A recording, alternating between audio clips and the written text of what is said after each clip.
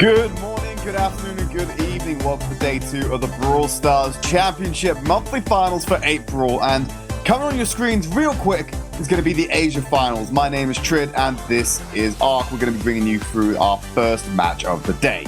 Yep, exciting stuff. PSG, APDO, and Jupiter all playing today. As we know, Jupiter had an incredible month last month in the LAN, taking on the 3 Bears. And I know it's a lot of people discussing on Twitter who they think is going to come out on top. I think it could be quite close. However, the polls maybe not saying quite that. But nevertheless, very excited to see who is going to come out on top today.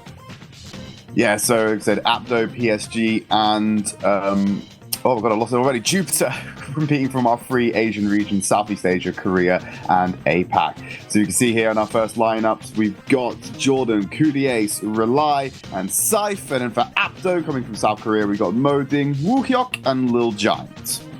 Yep. As to get used to a lot of these names, very different from the games that we saw yesterday with the EU and NA groups. But yeah, we saw a lot of Jackie being banned yesterday, a lot of M's being banned yesterday. Gadgets are honestly changing the game so much in the competitive scene. It was very interesting to see a lot of those new interactions coming in to these monthly lands. Here we go with Ace, Jordan, Relay, and Scythe there as well. Looking very happy to be here. Yeah, they're very happy to be there in Katowice last month for the monthly finals. They've had a good performance, managed to get through to the playoff bracket, but unfortunately not walk away with the victory. As we all know, Clash were our first monthly finals winners. So hopefully they can come out with a victory in the Asia finals and not be too defeated. On the screen right now, some clips from APDO's qualifiers as they get to this stage. Yeah, PSG, like you said, Tridd did incredibly well, just failing at that final hurdle, but in terms of points, in a really good place at the moment. So I think that's going to be definitely on their side and giving them a lot of confidence. And that, that's the thing really, is they've got on the leaderboard, and as are Jupiter doing very well as well. So I think today's going to be quite close, actually. Some good games, I think, are in store.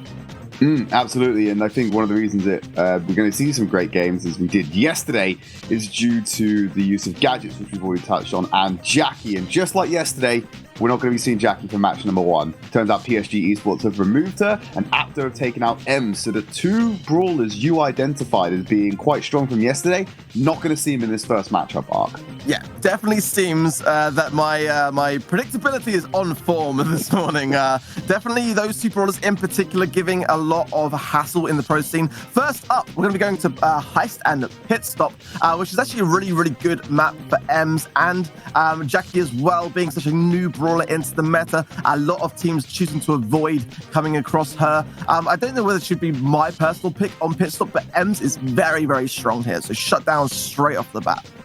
The combo we've been seeing over the yesterday when it came around to Heist, obviously maps can play a massive factor into this one. We saw a lot of Max being played still. I believe the combo was Max, Pam, and then it was a little bit of Ems as well, but now Ems is in the mixture, so they're not going to be able to have it. Wondering what they're going to roll out with here. And then looking at the side as we jump into match number 1, we've got Max, Barley, and Rico coming out for Jordan. Wow, Ricochet making an appearance. Yeah, very kind of like high-risk brawler to play in Heist, but if you can get and maintain a good defense, very good, strong brawler for defense. I imagine Jordan is running retreat star power as well to evade those nasty shots when they come in upon low health. Yeah, the Rosa coming out for Lil Giant is an interesting pick. He's going to have to play around the bushes to get max value out of that particular brawler, but does add some much-needed beefiness, which PSG is lacking in their lineup. And now Lil Giant's found that opening to get through, but he's cut off. He's going to get caught out here if he's not too careful. And there's that first kill coming in for Jordan. That's going to release some pressure and allow him to walk forward. But Moding's doing a fantastic job of stopping from Relay from getting close to this safe. Yeah, Modding is playing Max, if you guys are unaware, dashing forwards there and getting some nice shots on Kudace, who does go down there. Jordan's surviving on a sliver of HP on 299 HP, and that star power in full effect, giving him great mobility and able to push up then on APDO. And again, just by continuously shooting there, he's keeping his health low enough to maintain that star power, which is a really strong strategy here. Yeah, and Woohyok is obviously going to be a big, important part of what APDO are looking to do here. You've got to escort your Barley in towards that safe to get the max value out of him as well. And it's all on Little Giant and Modding to find the opportunity to do so. Coudier's going low, Modding from the side, able to catch him off, and now Woohyuk is going to move in, helping Little Giant move closer on the Rosa to get the clear out, and he's free to just launch these bottles at the safe, and there's nothing that PSG can do about it as it drops below 50% HP. Yeah, APDO coming out with all guns firing. It seems 36% now left on the safe, and Modding is still hitting with those max shots on that right-hand side. Surely now, all that Woo has to do now is just a couple more hits, and that is going to be game 1 to APDO.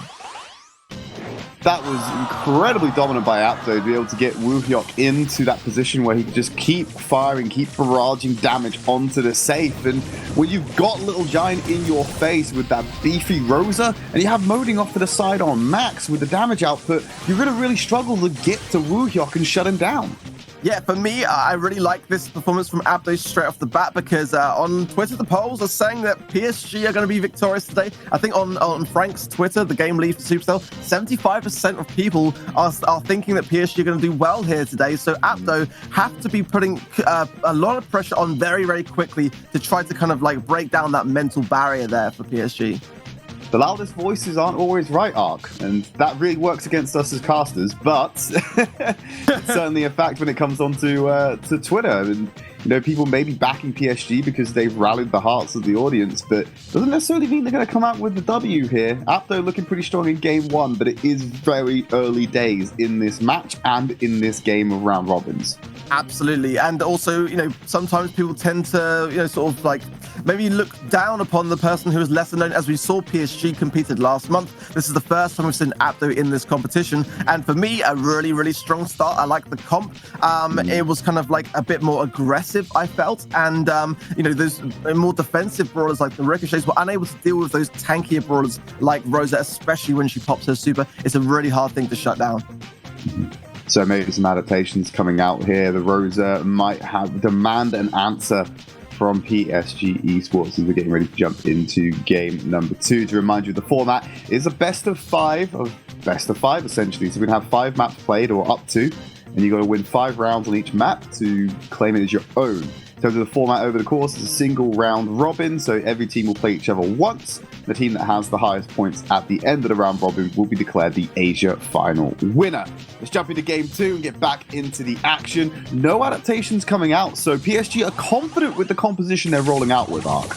Yeah, no change at all, it seems, and I don't know, it's still early days, remember, so a lot of the time we see this when something doesn't go quite right, you like to give it a second chance, and this could well be what PSG are thinking here is like, you know, they've been working this comp in scrims and having it be very successful, so let's not give up on it just yet.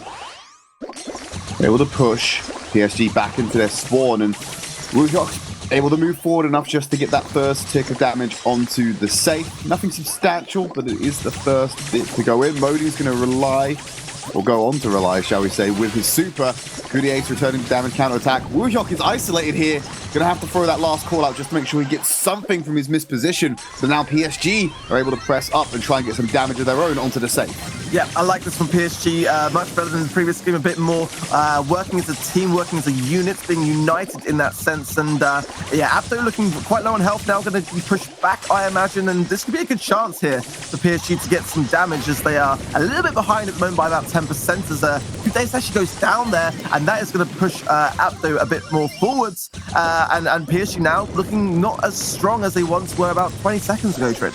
Woohyuk was so close to picking up a 2K with that one bottle. That definitely would have got his super online a lot faster. But he's still going to be able to throw that last call all over the safe. Make sure he gets all the damage. Little Giant in hot pursuit, using that speed boost from Modding to get that final kill. Give the man advantage in the area and buy some time for Woohyuk to start getting some damage. Yeah, PSG needs to really kind of pull their socks up here as they're approaching their safe now on 53%. Coudier's needs to go in aggressively here with Rely to really kind of push back APDO. If they're going to have any chance of taking this second game, they're going to need to get on that safe, put some damage down, and look at this. They're going for the kill, Ark. Yeah. Like, they're completely ignoring Woohyuk, who's on the back line. He got that kill by himself, able to throw out the last call as well as getting a couple of bottles on there. Coudier's came back, popped his super to try and get through, but Little Giant and APDO, Modding are still on the safe, so that means they're going to take away game number 2 as well. If you are PSG, it's time to change it up. This isn't working. Yeah, I just noticed there as well that Moding's actually got 1,250 trophies with Max, which is really interesting to see. He's already hit that rank 35, so I would absolutely now be having my eye on him, and he's obviously a very accomplished Max player, which may or may not be known to PSG. Well, they don't have to know the trophy number. They know that he's very good on Max because they've gone against him twice in a row and suffered at his skill. So we're hoping to see some adaptation from PSG. It's much needed, in my opinion. The composition is not really getting much done at all. Game number 3 coming on your screen right now. It's PSG versus APDO. And they're sticking with the same comp. They're going to try and run it through. They're seeing something we don't, Ark. Let's see. Hopefully they can pull it out and make this a little bit more of a series. Yeah, it's a really tough map here. There are certain brawlers which would work pretty well. I think BB would be probably my choice of brawler to go to. But, you know, for me, I kind of do feel like it is good to mix things up and keep things fresh and not be too attached to a brawler comp, but it is very difficult when teams are decided upon a comp which has been working very well in practice. It doesn't always translate, though, necessarily to when it comes to competitive play. And as we saw yesterday, a lot of teams mixing things up really well. SSG were constantly keeping their opponents on their toes with just being very unpredictable in that sense. But you know, maybe this will work out for PSG, but already APDO, for me, looking in a good position here. Interesting decision to walk point blank range into a Rosa, but the respawn's going to come in from Codemagic to try and defer this attack. They do get the damage before they have to retreat. They're leaving Moding behind. Rely might not be able to win the 1v1, so it's a bit of a safe race going on right now. Moding will retreat as he tries to get pincer between Rico and Barley. It means Codemagic was solo trying to deal damage to the safe. They lose out on that trade. Yeah, PSG seems to be really struggling at the moment to kind of get that damage, and absolutely just very, very much on the aggressive constantly, and that's the balance that has to be found in Heist as to whether you go in aggressively or you spend a lot of time defending. I'm kind of feeling like PSG is spending too much time defending and not a time going on the aggressive. The only one who's been able to actually get damage onto the safe is Codemagic, and for credit to him, 35% has been chipped off of the APDO safe. But look at the damage that's constantly being railed against PSG. They can't keep up with it now. And again, they're relying on Codemagic to get in these short bursts, find the attack, and get away with it. But I don't think Rico and Barley have the defensive skills to buy him enough time to make that work. Let me tell you, Tridd, when Rosa is running at you like that with that max speed boost, it is a really scary, scary thing. And I feel like PSG just feel a little bit intimidated by a lot of those decisions that are being made by APDO, and I feel like they need to return this. Well, they're about to lose, Ark. It's 38% left on the safe. Woohyuk, couple of ticks. Oh, he would have got that last bottle out. He would have guaranteed victory. I think Moding might try and build up his super, hit the burst, and just make a run for it. But they have to defend from Codemagic, who's going on the counter-attack for PSG. Could something spectacular happen here for PSG? I mean, it's possible if you look at the amount of damage. If Jordan can get a super off here, but I don't think it's quite enough time. But that may have given PSG a little bit of a boost towards the end of that game, maybe. But as far as Heist is concerned, this has definitely gone the way of APDO. Yeah, APDO picking up the first game, or the first match of the series. They will go 1-0. They look to move on to match number 2. PSG, I could see glimmers of what the composition was supposed to achieve at the end there. It was keeping basically applying enough pressure and buying these windows of opportunity for Codemagic to go in on the max and chip away. But like I said, they weren't able to defend APDO's aggression as efficiently as they needed to make this work. And so they often found that they'd lose out on the trades, and this war of attrition they were trying to go for, not working out for them. Yeah, for me, the comp was actually pretty good. I mean, Rico is actually the brawler that I would play on pit stop as well, and you know, Max is a staple diet at the moment in terms of the meta. It was that Rosa pick for me by APDO, which is very, very intimidating, and I feel like if PSG had gone with perhaps a tankier choice, it would have dwelled well for them. Okay, well, you can see some stats on your screen as well. APDO not walking away with the majority of the deaths, but they were able to find the damage where they needed to, so they were working at a 3-kill deficit, meaning that the frags are definitely coming in for PSG, just not at the right times for them and not in the right combo. Let's go over to Hard Rock Mine as our second stop. Gem Grab is going to be our next map type. And I'm wondering what we're going to see on this map, Ark. What are your feelings of what we're going to see both these teams run out with? You know me, Tridd, I do like to see Rosa, but I'm actually genuinely putting this out there as a really, really solid choice, not just because I really like the brawler personally, but in Hard Rock Mine, you know, Rosa can be very, very difficult to deal with, especially if she can kind of get in amongst your spawn, and while staying in those bushes, you've got so much space to maneuver around and keep your opponents guessing. So, but I think now we're going to look at some interviews footage as well from the teams, and let's see what they have to say.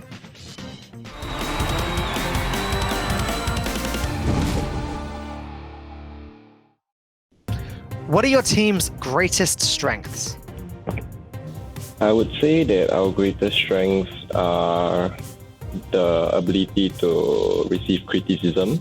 We try to keep an open mind to how people comment on our gameplay so as to improve as a team as well as individually. Yeah. Okay. What do you expect to see from your opponents? I expect them to put up a great fight, of course. Hopefully surprise us with whatever they can bring. Any new comms, new strategies, anything that can surprise us. We are ready for all kinds of things they can bring to the stage. Okay. What is the key to success in Brawl Stars? I would say the key to success will be having good chemistry, being able to help out your teammates, move together with them, gain control, as control is a very important aspect of Brawl Stars. Okay. Can you describe your team's play style? I would say our team's playstyle will be quite simple. Like, we try to keep it simple, not too fancy, but we focus more on trying to make it a 2v1 situation. So like pinching the other teammates' lanes, trying to bring one opponent down first so as to make it a 3v2 situation, as that will bring us a lot of advantage into controlling the map. Yeah. Okay. And finally, what do you want to say to your fans? To our fans, thank you for supporting us and always having faith in us. We are sad that we couldn't win the finals at the March monthly finals, but we'll continue to give it our all, continue to do our best, and hopefully make it to the World Finals.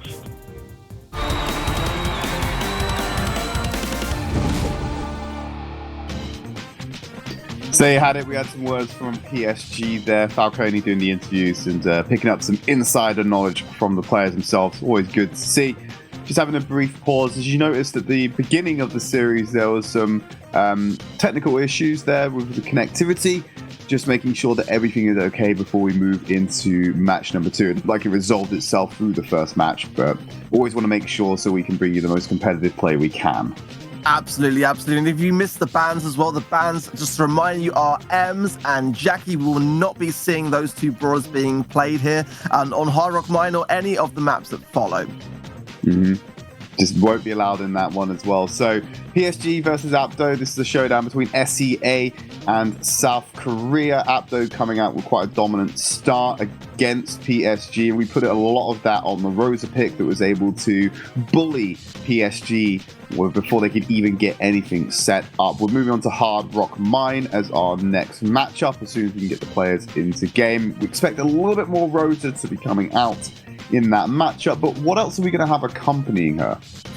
Well, I think, it's a very difficult thing with regards to gadgets now to really say, but for me, absolutely, Tara would be great here. I think her gadget of being able to see through those bushes and share that information with your teammates can be a really, really strong thing to shut down those Rosa surprise attacks, those ambushes. But Rosa's gadget, for sure, being able to actually create bushes where you choose them to be, I think it's going to go a long way, but many gadgets here could absolutely mix things up a lot.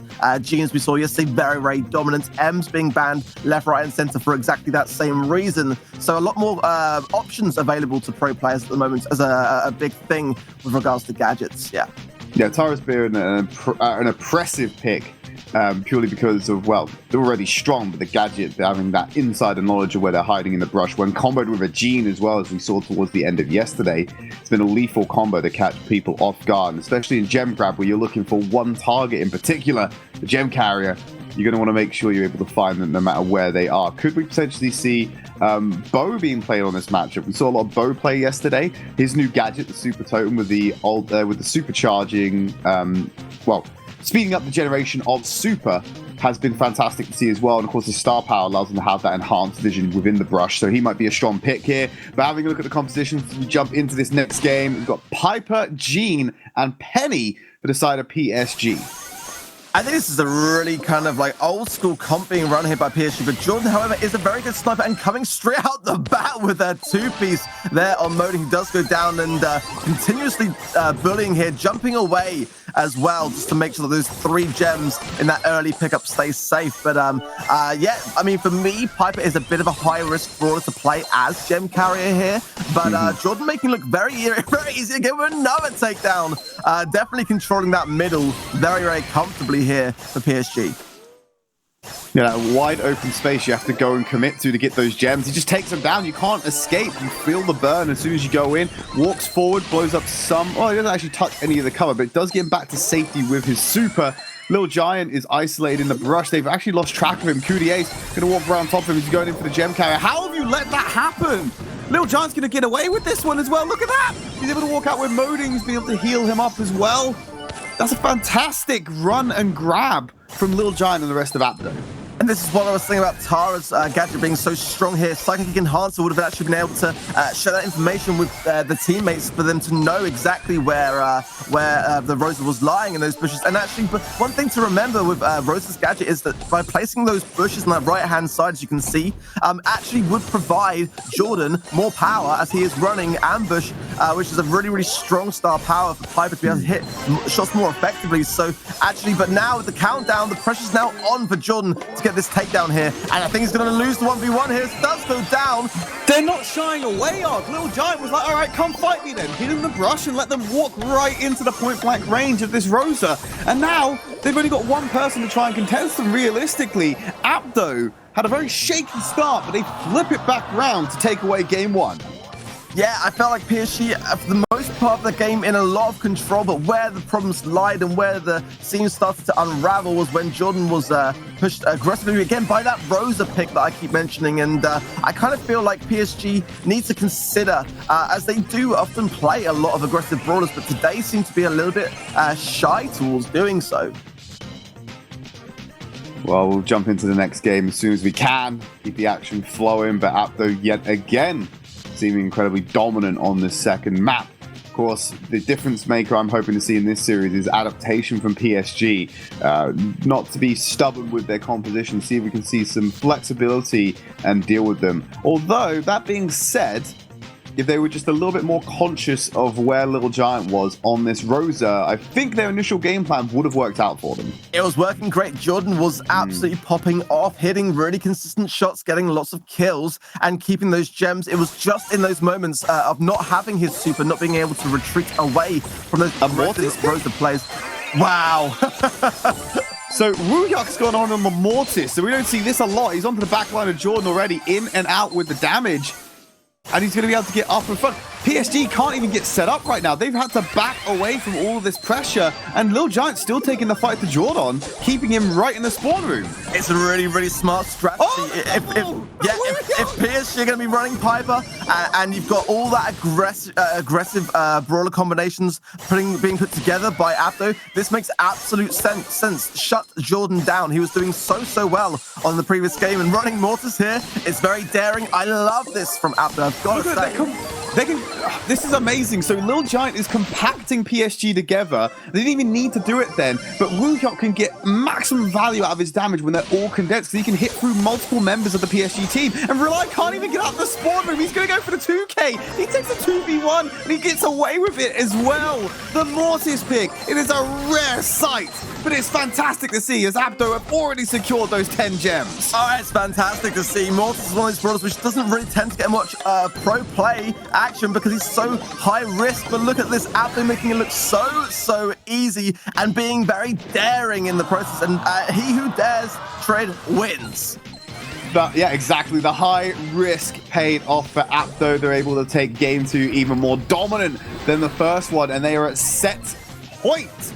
PSG stuck to their guns, but even when APDO's in the driver's seat, they still adapt. And Woohyuck's Mortis, what a treat for us to see. Like I said, a rarity on the competitive stage, but it worked fantastically for all the reasons you listed, Ark. Take the fight to the Piper. Don't let them get comfortable. There's no one to really deal with that close range engagement for that composition. So Mortis is in your face, Rosa is in your face. What are you going to do? You just roll over and die. Yeah, and we haven't seen like a single brawler switch up yet from PSG. For me, now is the time. You know, you really don't want to lose this next game, otherwise you're going to be 2 sets down. And if they're going to be continuously stubborn to do that, then I think they could lose this next game. You know, imagine now if APDO don't change that Mortis pick and you go with something really tanky and stay on that brawler, you're going to continuously shut him down. I think Jordan might be able to potentially consider like a gem carrier or something more supportive than Piper, because it's giving PSG a lot of problems. Game number 3 is about to jump into it. Any adaptations coming in? The Mortis, not going to happen twice. APDO rolling out with the Pam this time in place of that, but Cudi Ace and Jordan both changing it up here. Tara and Pam coming into the lineup with the Rock as well.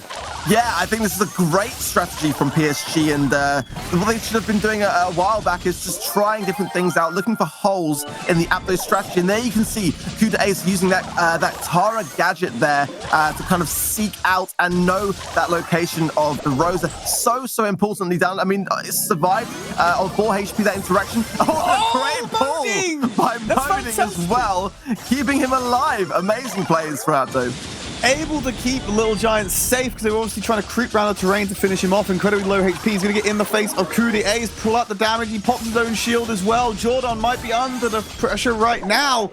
Doesn't matter that PSG are playing a slightly more meta composition. APDO have control of the mid, have control of the gem spawner, and now they're starting to lose control of it. But great pull again means they can't entrench themselves. PSG will probably only get 2 gems from this at best, but will have to back off. Yeah, I mean, it's looking really bleak at the moment for PSG. APDO are dominating those gene pools. Moaning just absolutely getting some well value. But Cudi Ace does get a fantastic suck there. Additional pressure being added, but the pull again! My goodness me! It's going to be a countdown for APDO here, but I do feel like this is what PSG should have been doing a long time ago. You can already see the difference in the playstyle here. Difference in the playstyle, a lot more back and forth. APDO are in control. You've got to fight through quite a beefy Pam on this one. No cover to hide behind. They might be able to get the kill. No, they finish him off just in time to reset the timer, but they can't get out with the gems. This is pretty much done for now that they're sitting inside APDO's spawn. Yeah, and especially sitting with that Rosa as well. And if she gets super there, it can be very difficult as the pull goes in by Moaning, gets the takedown on Cudi Ace. And I think this one is going to be over. APDO looking very strong for me today as they take the 2nd set. Signs of life at the end there from PSG, but APDO, every round giving us something different, a new playstyle, and just dominating with it. They were trying to keep PSG on their toes, and they only rose to the occasion in the last opportunity, which was the most competitive game of that set. They just couldn't handle it. Once the gems were in APDO's spawn, it's over.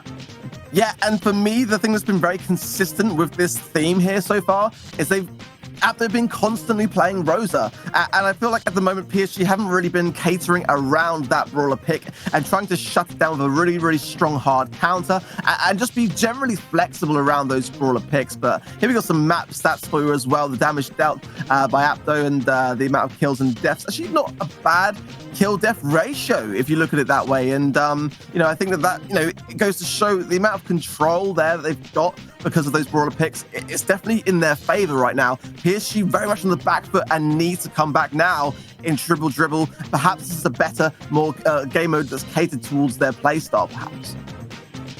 Well, Brawl Ball might be the place where they can turn it around. We've seen reverse sweeps in the tournament so far.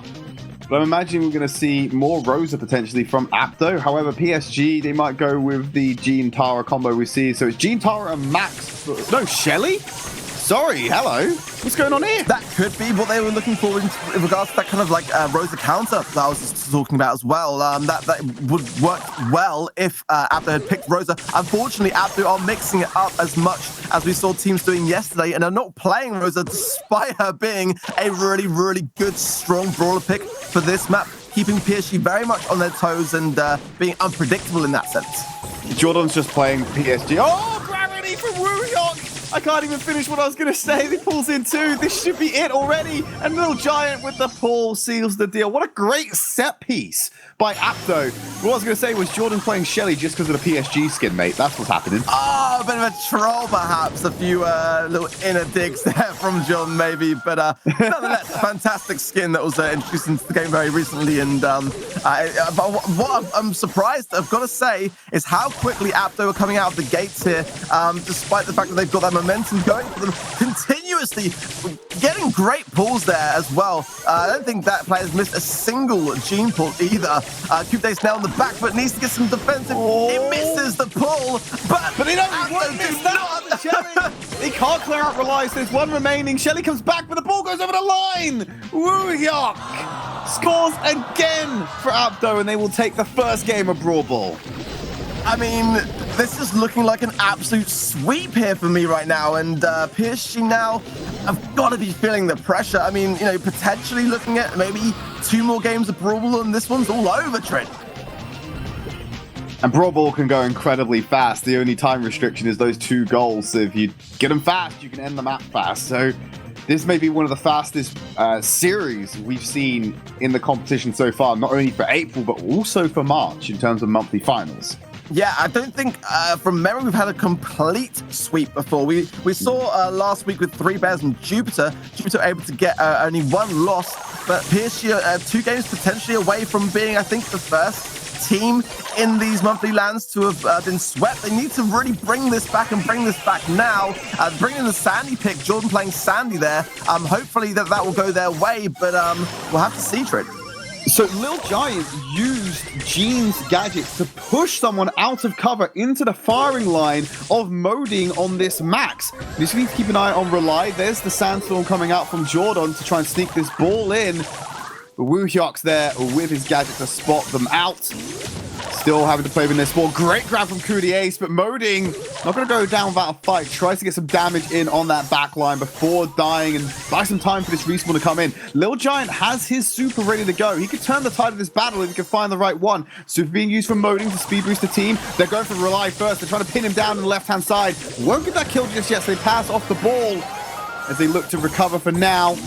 But Lil Giant under the pressure. The pull comes in just a little bit too late to stop him as Cudi Ace will take him out. It's an open goal essentially for Jordan. Woohyok with the gravity misses it and gets up the Shadow Clone. Jordan passes to Rely. They want to try and get it in. Lil Giant will take possession of the ball. So will Moding. But he gets a kill. He's able to pass it out and save it for his team. Great use of the Gene. Push up from Moding. Amazing goal from Moding. Wow, just picking the opportunity to make that push and made that look so easy. And trust me, it was not. He burned 2 of his gadget charges in that one push as well. He hard committed to get that goal. I don't think he has anything left in the tank to do it. Great pull from Little Giant. Finds Cudi Ace from the op. Woohyok with the gravity. Won't catch Jordan as he's off to the side, but they will get him with the cards instead. Moding with the pass to Woohyok. Being blocked in the door. Cudi Ace with the magic hand. Pushes them back afterwards. They get the clearance. They can walk it in. And that's a 2-0 sweep again for APDO. What an incredible attempt. I've got to point out just there how much Cudi Ace tried to do to defend that from going in. Gene gadgets, Gene pulls, picking up the ball and trying to pass it to the side. But nevertheless, all those attempts still were not enough to hold back the onslaught of APDO, who are now only 1 game away from taking this entire match between them and PSG. Crazy stuff, Tridd. Yeah, match point already so early into the day. I mean, it's pretty early where I am, Mark, based off the time zones. I feel for Woody, though. He's got it a little bit earlier than we have in sunny old England. But yeah, like we're saying, PSG on their last life right now. 1 more round of Brawl Ball can decide it. And APDO just not taking their foot off the pedal all series, and PSG are starting to crumble under that pressure. Yeah, 75% of people on Twitter voting and cheering for PSG, and I don't think anyone really saw this one coming. And it's a testament to how well APDO are playing, because, like I said, PSG played the finalists, the winners of last month's clash, and came out very close to doing well there. They're mirroring them in the composition. Yeah, this could be the final game of this match. PSG Jordan got to pass it forward.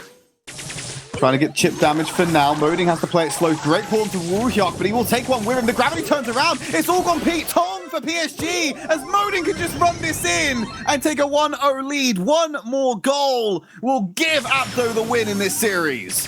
I think that was like one of the fastest goals we've seen today. Straight off the bat, no time lost for APDO, who are still continuously going on that aggressive, and Lil Giant holding onto that super there. He'll be looking for a chance to pull, I imagine, Cube Ace to get him out of the mix here. No, Jordan actually misses. That might provide PSG a bit of a chance to push back here. Good use of gadget as well from Lil Giant, and now PSG just starting to recollect, getting ready for that push back.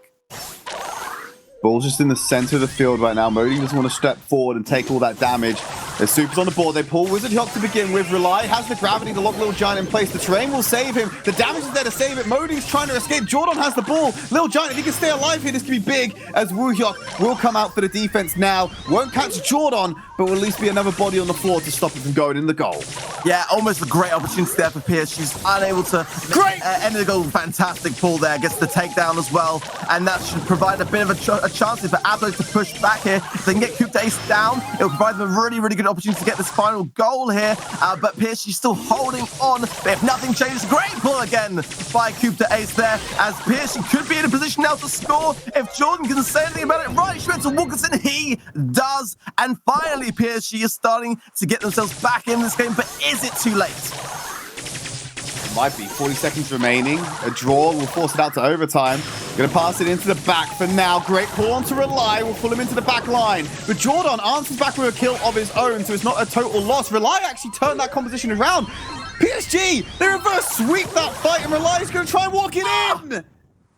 What an amazing turnaround in that fight. Now PSG are using a mirror composition. They're able to get some work done, and they will not allow APDO to have a perfect series against them. Yeah, are we about to see something truly special here? I mean, we have seen stranger things. It's going to be a big, big uphill struggle, but, you know, I wouldn't say PSG were looking particularly comfortable, if I'm completely honest. But maybe, just maybe, that's enough to give them a little spur of confidence moving forwards into the next few games.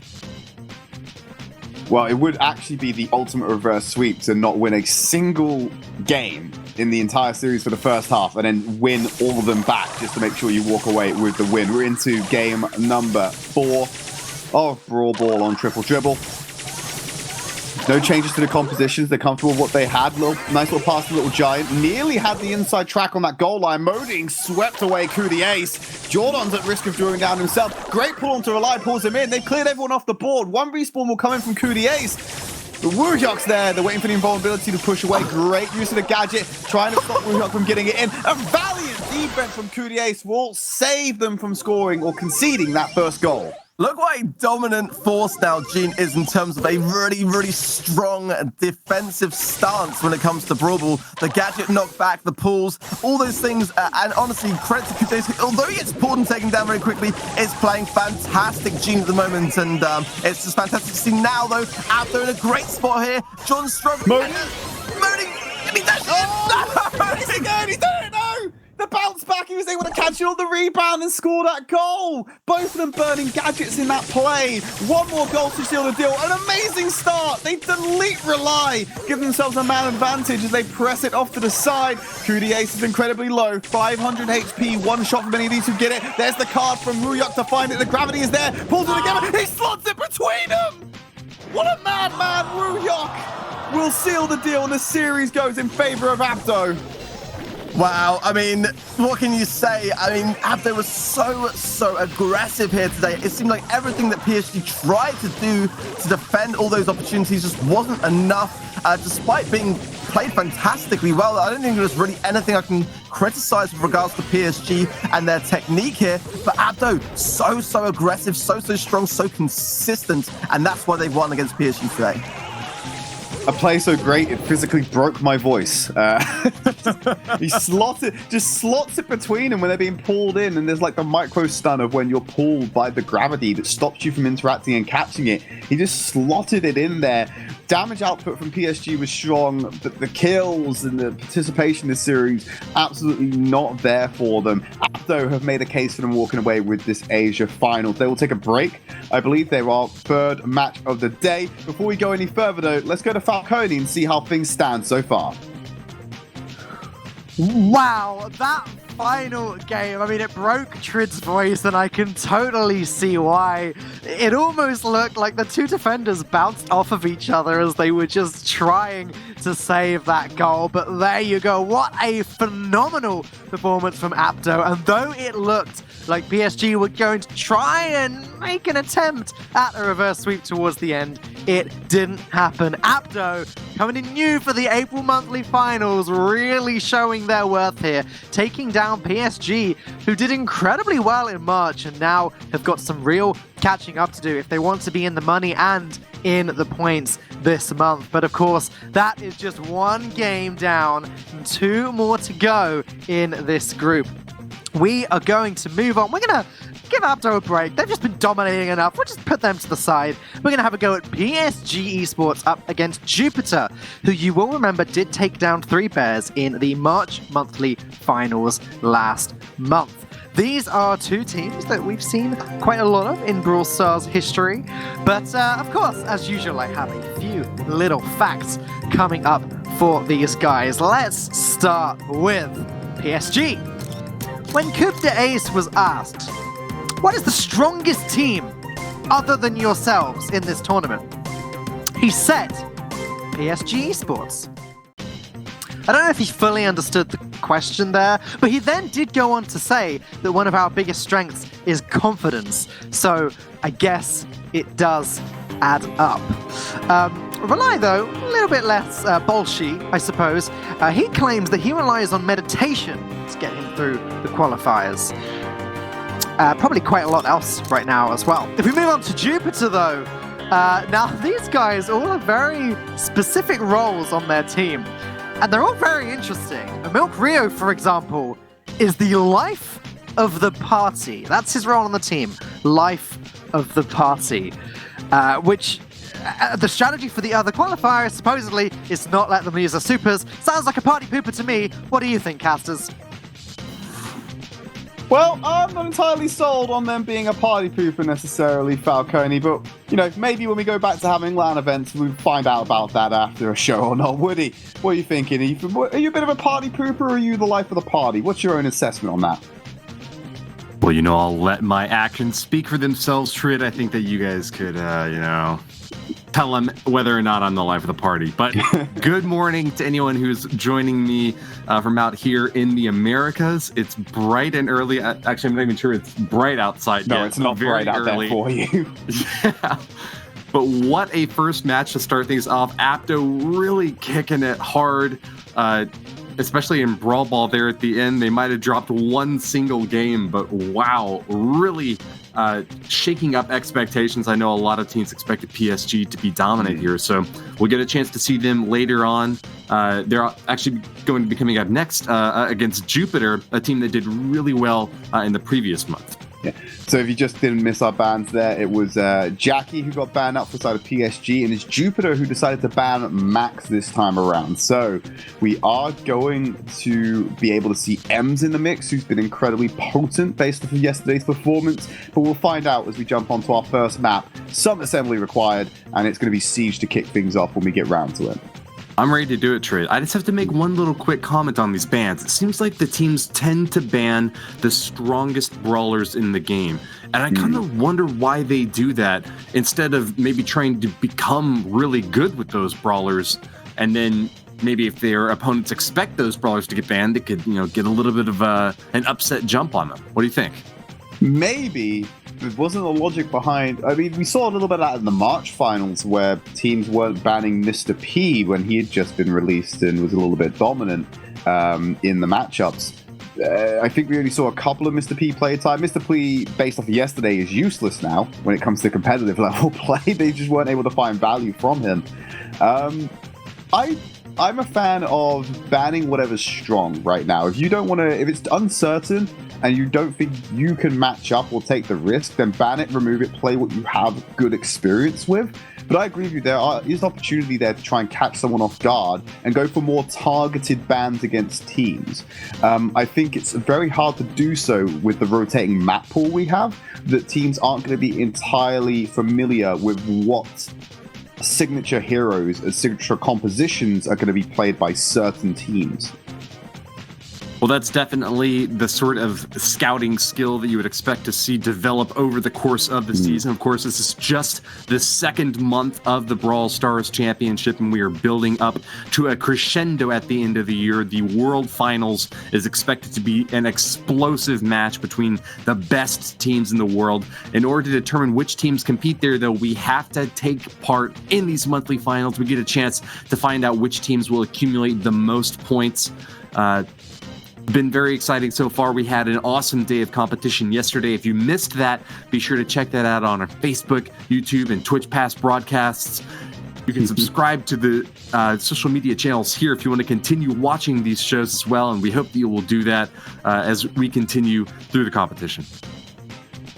Just ready to get into that first game. I think there might be some technical issues. You've got to remember all these players are playing remote, and Asia's a big place, Woody. There's a lot of distance between these fellas, and it could be causing some communication issues with setting the match up, but we're hoping to jump into it real soon. PSG need to have this recovery, though. They've just been, for lack of a better word, utterly dismantled by APDO. They need to win this match if they have any chance of hoping to walk away with first place here, and they need to recover fast because they can't be lingering on the past right now because of Jupiter coming in fresh. They're coming in on the moral high ground. They can just walk in and able to get another victory here and just mean it's a battle between the two in our final match of the day. That's right. Now, PSG has had a lot of success in the past. I'm not sure what happened earlier today, if it was just, you know, a bad day for them, or if they had not gotten the preparation that they needed, or maybe they just met their kryptonite. Nonetheless, you are right. If they want to have any chance at winning this group, they obviously have to pick up a match here against Jupiter right now. But even with that, it seems to me like their best hope would just be for, you know, a sort of middling position among these three teams. Well, in some bizarre universe where they beat Jupiter in a 3-0 set, and then no, they can't actually get first place now. By being 3-0, they can't get first place. That's how it works, because they would have to 3-0 Jupiter, then Jupiter would have to 3-0, they'd have to 3-0. We're talking about an event with possible tie. astronomical odds. Yeah. It'd be a three-way tie, but basically because the APDO have already beaten PSG, they finish ahead of them. It's a weird scenario, but let's jump into our first match, Some Assembly Acquired, and see if PSG can bring it back today.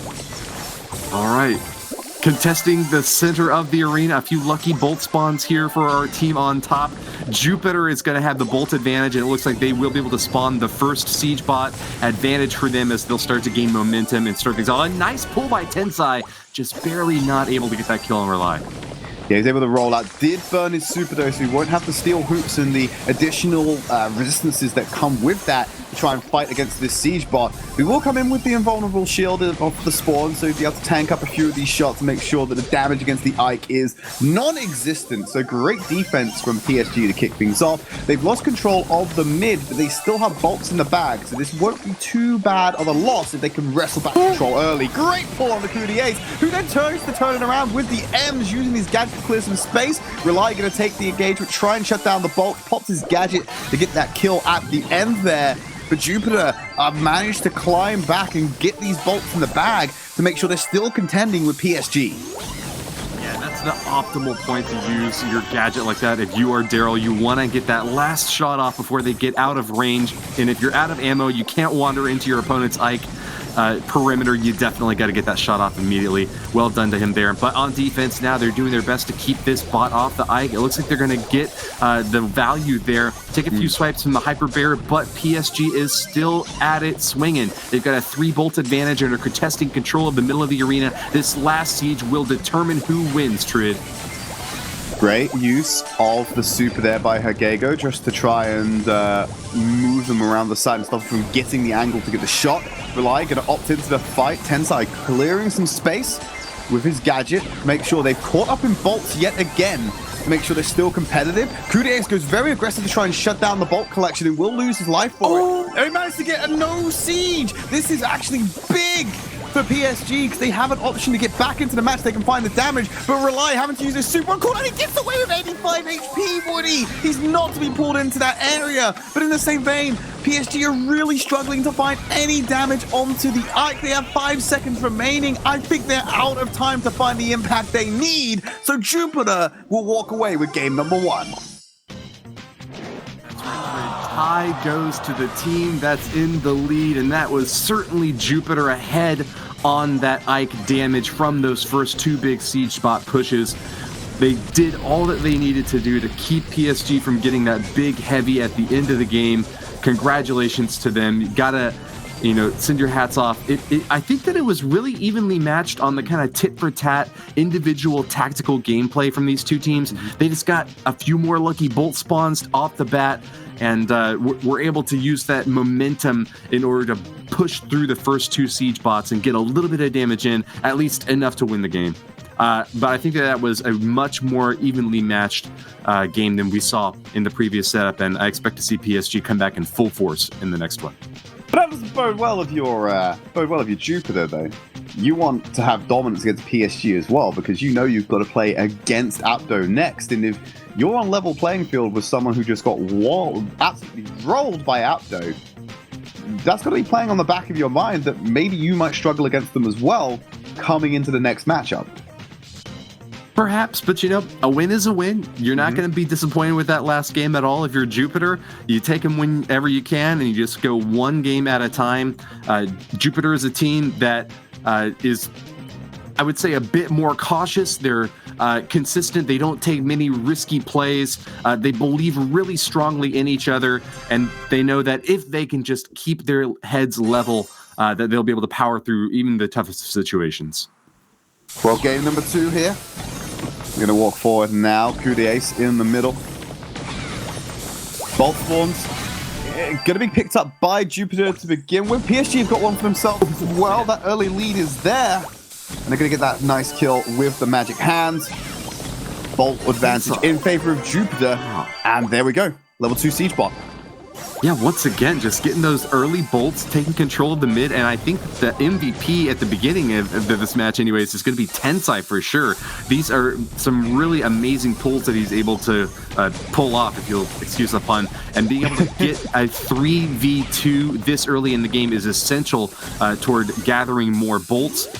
Wow, another pull on Jordan. It seems like PSG just cannot get the right positioning here, even with Hagego having some somewhat awkward cornering with his attack, having to work around so many bushes. They're still making it happen and are doing an expert job at just banking up on all these bolt strips. But that's one of the strengths of ends on this particular map. You have your super online, you can hide behind the cover, the area effect is still going to take place, and it can shut down these immediate angles. Kudiace able to go out there and find a frag at the end, but the advantage was too big for Jupiter. They've got a level 8 siege bot running into the base right now. Rely doesn't have the invulnerability shield, so he will go down, and they are low HP across the board. They can't juggle the aggro, Woody, and so a lot of free damage from the siege bot is going to come in. Jupiter didn't even need to go into the base for that one. Great pull again. The last siege will be coming up in 24 seconds, and it's the last chance once again for PSG to try to get a bot back up. Jordan having a lot of trouble, though, getting a Hyper Bear directly set up on top of him, and once again, they are behind in the bolt score in this final race. Even if they claim control of the left side of the map, that might not be enough time to grab the bolts, but they're doing their best to give themselves every shot that they can. Kudiace taking a ton of Hyper Bear swipes in order to get one more bolt, but once again, a tie, Tridd.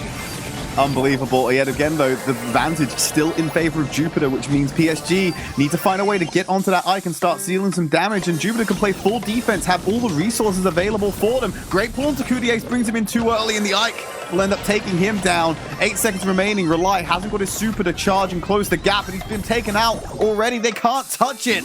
And Jupiter will walk away with game number 2. Nice super attempt there from Jordan to try to get his brawlers into the enemy Ike range, but it can see through those sneaky sand clouds. So nice try, but not going to happen this time. On the other side, though, Jupiter, the god of the sky and lightning, looking dominant right now, wielding his scepter from on high. Just needs one more win to pick up this first set. I'm guessing from that, Jupiter is the Roman naming of Zeus. Oh, yes. That's true. There we go. The only other one I know is that Mars is Aries. But, you know. Any more do you know? Are you more mythologically inclined than me, Woody? Maybe just slightly. I know that the Romans took just a bunch of the Greek gods and repurposed and renamed them, as you mentioned there. But yeah, Jupiter is the entirety of my focus right now. Also, the largest planet in the solar system, big, heavy, wielding trident, and I don't know what other kind of metaphor we can draw here. But Jupiter is certainly living up to their name right now. They are certainly becoming gods, and if they carry on, maybe they will become titans of the game if they carry on. No. Titan is a step down from God, Tridd. Oh, well, depends who you ask. If you ask the Titans, they wouldn't say that. All right, well, we're into game 3 now. This is the set point for Jupiter. If they pick up the win, we need a reverse sweep from PSG for them to claim victory here. They're able to shut down that Bolt collection from Jupiter. Tensite dealing the aggression. The heal from the gadget keeps him alive long enough to back cash in that Bolt. But good evasive maneuvers there from Rely to get out of the super from Frank. Tie for the first siege, so that changes the pace a little bit. PSG definitely making it a lot harder for Jupiter this time around. Yeah, they tied on that Bolt score, but it's still a big advantage for PSG, even though they didn't get a chance to spawn that first bot. They did have +2 Bolt scoring. It looks like it's going to get narrowed a bit here now by Jupiter. A really aggressive roll from Light, taking it all the way into the opponent's side of the arena, but it will get rewarded. In fact, Jordan now able to work with Coup d'Ace in the 2v1 against Milcreo, and it might be a tie once again on this next Bolt run-up. Yeah, 15 seconds left. There's a lot of room for maneuver there, but it does look very evenly matched. A great pull will bring Coup d'Ace into the Ike range, and that's an easy kill. Should give them the man advantage they need to get a Bolt lead. But Jordan, able to cash it, bring it up to 9. They're still 2 behind. You have a man advantage. How have you lost that? 9-7, though. That is a really crucial chance for PSG to make the push happen here. It's going to be very difficult for them to get the third and final bot, so they want to get as much damage as possible. Expect to see them go for an all-in attack. Even if that doesn't take out the Ike, they need to get that thing down as far as possible. They're doing a good job so far. They're at 44%. The C-Spot's made connection. There's only 10 sight up. He can't kill Jordan. Coup d'Ace. It's a one-push Andy. PSG are able to do it with their level 9 siege bot. Very well done to them, and just one, little tiny Bolt here and there. I think it was actually a 9-7. I mentioned Bolt score between those two teams, so very, very close at that midpoint. It might have been, actually, it was certainly decisive. The fact that PSG did not get a siege bot on the first round meant that they had just a couple more Bolts to win on that second round. And hey, if you have a big enough bot, all you need is one push to get it done. Yeah, absolutely. And one of the things I wanted to point out on the right-hand side, it looked like the Frank pick wasn't really working out for Jupiter. They had a lot of difficulty shutting down Relay's Daryl, mainly because in that interaction when you're playing Frank and you wind up for your super and Relay has his, he can just roll past you or roll out of the range or out of the arc of effect and avoid a lot of that damage. I did see Milcreo missing quite a few of his Frank supers purely by virtue of having those evasive maneuvers available on the side of PSG. So I don't think they bring Frank for the next engagement. I think they change it up again and go back to what was working. That's a really good point, Tridd. And, I brought up in the previous game that M sometimes has a little bit of trouble when she's working around corners. You made a good point, though, that her super is able to kind of get around the corner and then allow her to hide behind the bushes while she regains health or is able to reaccumulate more superpower. Frank, however, really has a bit of the same problem. He's got difficulty making it around corners, and he really has to get that super charged up in order to knock down the obstacles so that he has the range to smack up on those enemies. Yeah, so they're going to go out with a Nita instead of the Frank this time around, still keeping with the Gene and the M's in this matchup. Frank is still here for Jordan, though. We saw some really great Frank play yesterday, and He's continuing to pummel throughout the arena. Just not quite the value I would expect to see in a match at this level. Frank going down relatively early here, provided some great coverage in the center there, but not enough for Relay or Coupe d'Ace to get many bolts. Tie on the first round. Great stun from Milcreo there, using his gadget to make sure that the bear gets the connection it needs and manages to finish off that kill. And now Jupiter is starting to pull ahead with the bolts. It was a tie for the first round. They're already about to hit 10 bolts off the back of Milcreo's capture. Coupe d'Ace trying to stop that, using his gadget to clear some space. Weren't able to find a kill onto him to make sure the bolt wasn't capped. With 20 seconds remaining, there's an 8-bolt lead in favor of Jupiter, and PSG aren't turning this around fast enough. If PSG loses a single brawler, you will see, as you did just half a minute ago, a big difficulty on their end to push into this really strong mid-range composition that Jupiter has brought. Nita, Jean, both work really well at kind of that semi-close range, but just far enough to be able to dodge those Frank shots. Level 13 Siege bot coming in. They took out Relay early, so Coupe d'Ace is going to tank it with the shield. Relay's going to come in as well to juggle some of the aggro. Jordan with the super gets the stun onto 10 side, but will drop down himself. This level 13 bot is railing, and all 3 members of Jupiter are in the base as well. They're taking it down to sub 20% HP, 1% for the final hit, and Jupiter will take away Siege. I gotta give credit once again to Tensai. His name, actually, I recently learned means genius. So keep that in mind, because one of the clutch plays that I just saw from him, and maybe we'll see it in the replay, we saw Frank throwing down his super, and Tensai, even with an obstacle between him and Frank, shot straight at the obstacle. Frank's super destroyed the obstacle, and a second later, Frank went down. Tensai knowing exactly how to time that sort of hit to finish Frank off and make sure that that Siege bot would have clear run on this Ike. Well, there we have it. It's going to be Jupiter picking up the first set. PSG definitely showing more life than they did against their series, well, in their series against APDO, which is a fantastic news for them, but they still need to climb it back. They're on a 4-set loss streak today. They're going to need to break it at some point. Have a look at some stats. Jupiter there. Marginal kill advantage. The damage is there as well. So nothing outstanding on the scores. It's just the play that's carried them forward so far. You're right about that, Tridd, but a higher kill-to-death ratio always bodes well, especially when you don't even really necessarily need those kills on a game mode like Siege. On Bounty, it becomes literally the entire point of the game to rack up those kills and to keep the deaths low. This is an interesting map that we're going up with next. Deeper Danger has got a really large bush section right there in the center. Sometimes that means that you want to opt for brawlers that are able to kind of peek through those bushes. As we've mentioned before, Bo has an amazing star power that can let him see really far, but recently introduced Tara has a gadget that gives her a little bit of vision into bushes further away as well. We don't see either of those brawlers making a play this time, though. It's going to be Tick for both of these teams, making use of the fact that he can throw those bombs over the wall. Unsurprisingly, Jordan's going to go for the Rosa. So now what's super important for Jupiter right now is that they keep PSG at arm's length. They don't have the scouting tools, so they're going to have to use their damage to do so and their ammunition. But if Jordan gets in your face, you're going to have some difficulty. It's great news that they were able to pick up that first star so they don't have to aggress these bushes and can create some space away from the Rosa. Yeah, I think you nailed this matchup perfectly, Tridd. Jordan is going to be the #1 factor that Jupiter has got to worry about. He's going to be really up close and personal as often as he can. Rosa deals a ton of damage whenever she can get close onto her targets, and she doesn't even really need to get up close as long as she can push the enemy brawlers back far enough so that Jean and Tick can get that damage in. If the team gets a kill, it doesn't matter whether or not you are the one who delivered the final blow. Thankfully, Jupiter were able to equalize there. Great pull from Hagego just to be able to pull in another, but you see them lock that Jean down in the back left corner, get that kill. That could have gone wrong if Jupiter didn't answer back with one of their own. They have to attack, because I think if you put them in the assaulting shoes, that's when things start to go wrong. So they can keep control for now. But look at this wide open space. All these brushes have been destroyed by Milcreo's rocket rain. So they're going to know where Jordan is. That threat in the middle of the map is no longer as potent, so they're able to play up further. And that's why you see them positioning like this.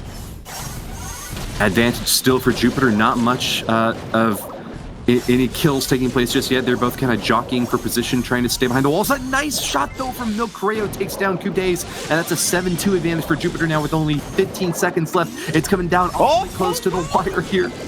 But wow, the stars are racking up for Jupiter. And that's going to be it. They got 9-2 on this one. They can't get it back fast. Rely will dash away with his gadget, but it's not enough. 12-4 to final scoreline. Jupiter take game number 1. A great attempt there by Jordan to try to keep the pressure up, but just never really finding the space to close the gap and get close enough to dish out the damage that you really need from a heavy brawler like Rosa. Got several shots off, as you see there in the replay, but never really able to get those kills or give his teammates enough of breathing room in order to finish them off. I think, unlike a lot of times, I think PSG is fine to do this with the composition they're rolling. They just need to make sure they get that first star to put Jupiter on the back foot in terms of scoring, because they need to make sure that Jupiter is attacking them for this strategy to work. And if they give them that inch of having a 1-star advantage, then it all goes downhill from there. So I wouldn't be surprised they try to do this again with the Rosa. However, some adaptations may be needed from their side. And who knows, maybe Jupiter might do the same as well. They might change it up knowing that the Rosa is likely to come in. So no change on the side of PSG. When we look over to Jupiter, they're going to keep the exact same comp as well. For PSG, it's all about getting that first star and holding on, but not this time. They got not that star, but knocked down. Jupiter will take the lead on a 2-1 and force PSG once again into an awkward position, having to push directly into this massive firepower. Okay, goes there with a pull as well. Not to be content with just having a 1-star advantage. Codemagic still alive somehow. Great use of the gadget there to knock back Jordan and keep him at range and get the kill. That lead is just increasing for Jupiter. Snipe coming in from Milcreo as well. The floodgates are opening for Jupiter at this rate.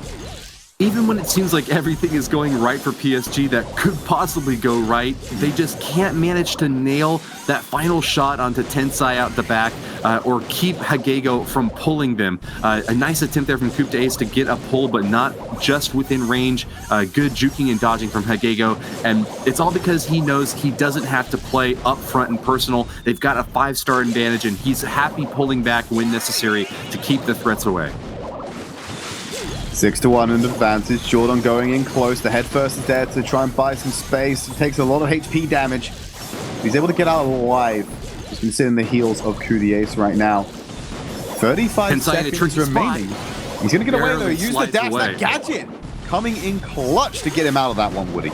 Yeah, but with only 92 hit points left, you got to wonder if that was planned or just happened to get a little bit lucky there. Drops his super to survive a few shots from Coup d'Ace and will slide back once again. And wow, Hagego with another kill on Coup d'Ace there. The Gene game is not even close. Hagego way far ahead in this matchup.